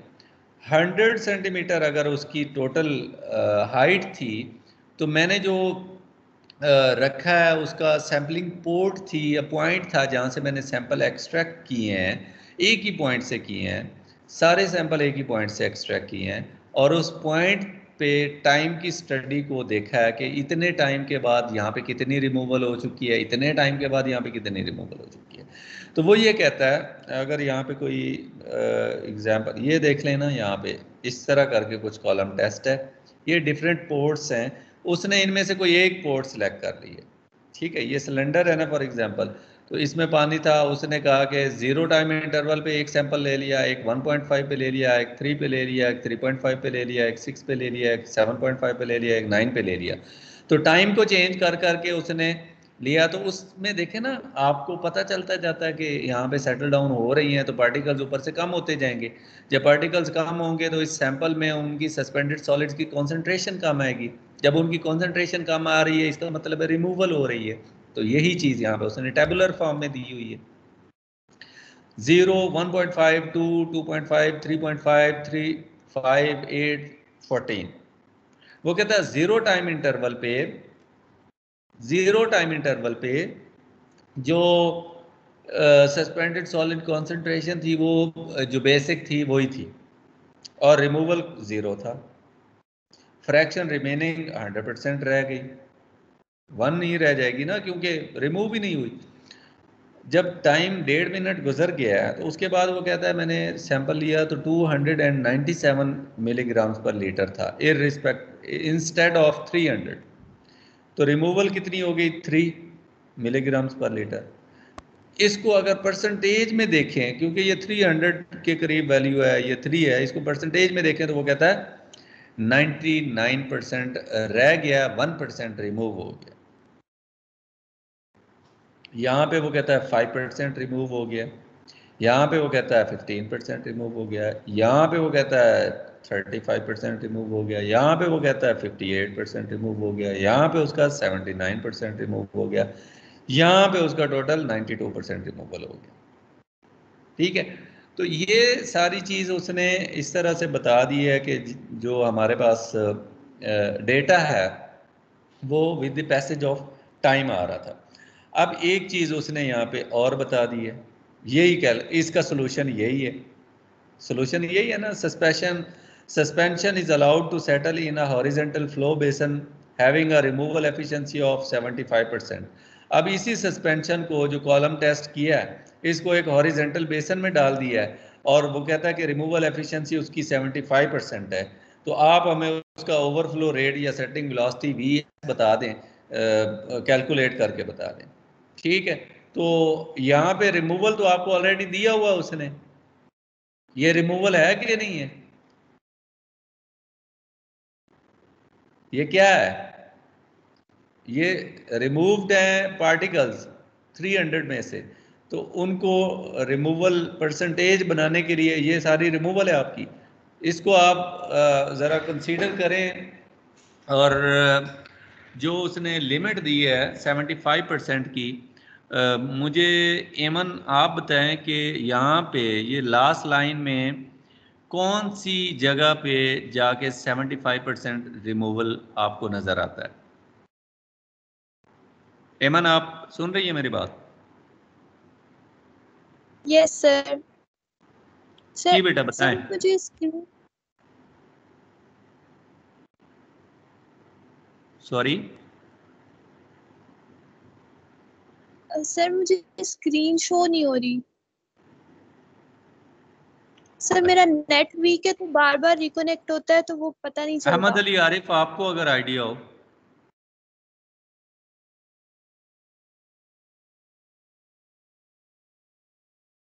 अहमद,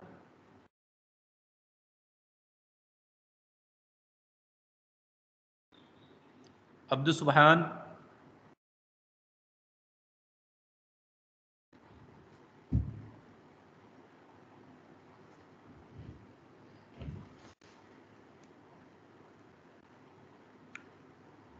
असजद,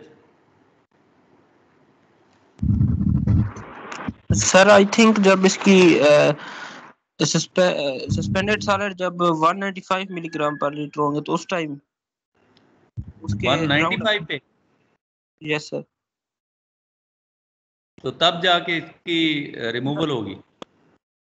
सर उसके राउंड अबाउट ही होगा कहीं, एग्जैक्ट तो नहीं कह सकते। ठीक है, ठीक है, आप बिल्कुल सही कह रहे हैं। देखें ना, आपको वो कह रहा है कि 75% एफिशिएंसी है, ये चीज़ तो उसने इंडिकेट कर दी है। यहाँ पे आपकी एफिशिएंसी 1% है, यहाँ पे आपकी एफिशिएंसी 5% है, यहाँ पे 15% है, यहाँ पे 35% है।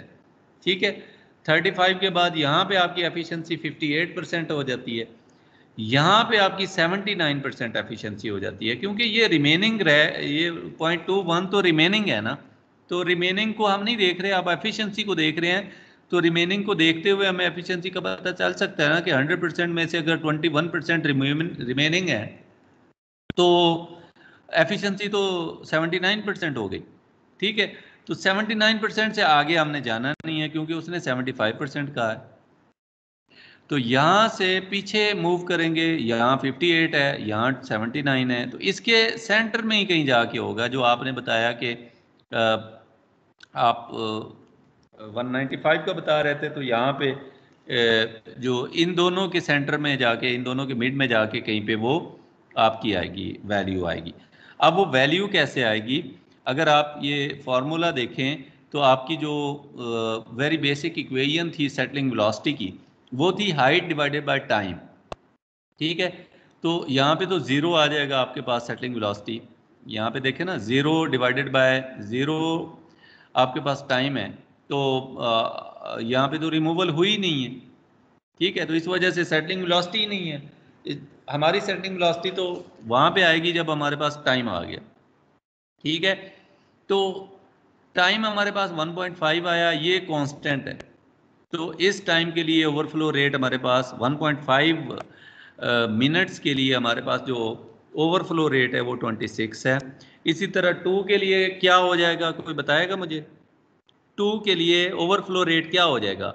2 मिनट्स अगर टाइम हो, 40 सेंटीमीटर उसका उसकी डेप्थ हो, तो क्या हो जाएगा हमारे पास ओवरफ्लो रेट?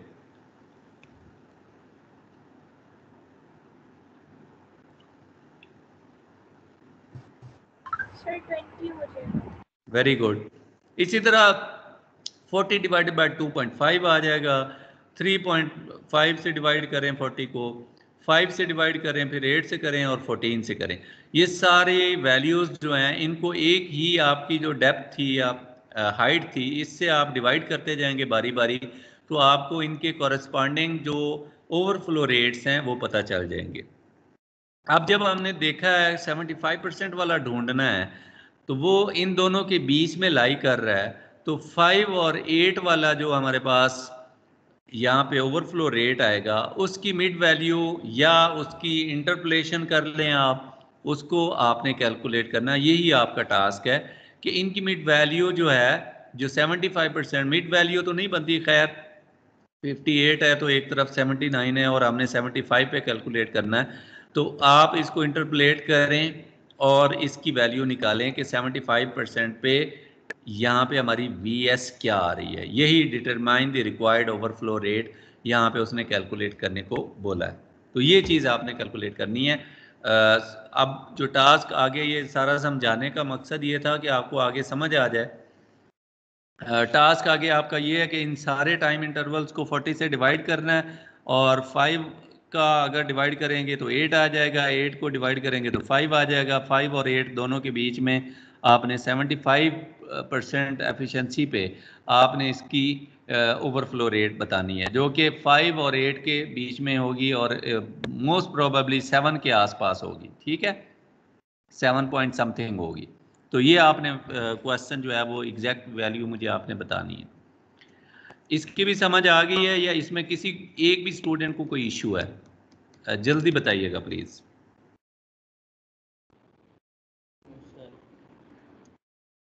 मुझे आवाज नहीं आ रही। आसमा आपको समझ आई है? Yes sir. Ayesha? Yes sir. Hareem?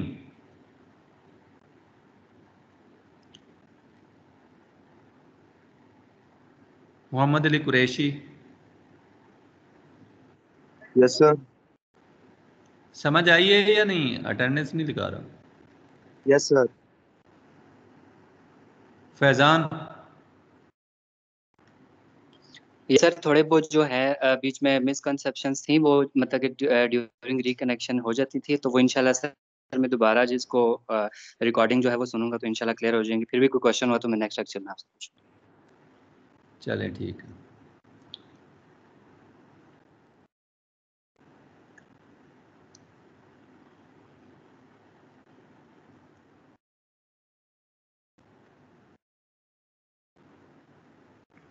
जी ठीक है। बाकी कुछ चीज़ जो है वो वेस्ट वाटर ट्रीटमेंट प्लांट के हवाले से है, तो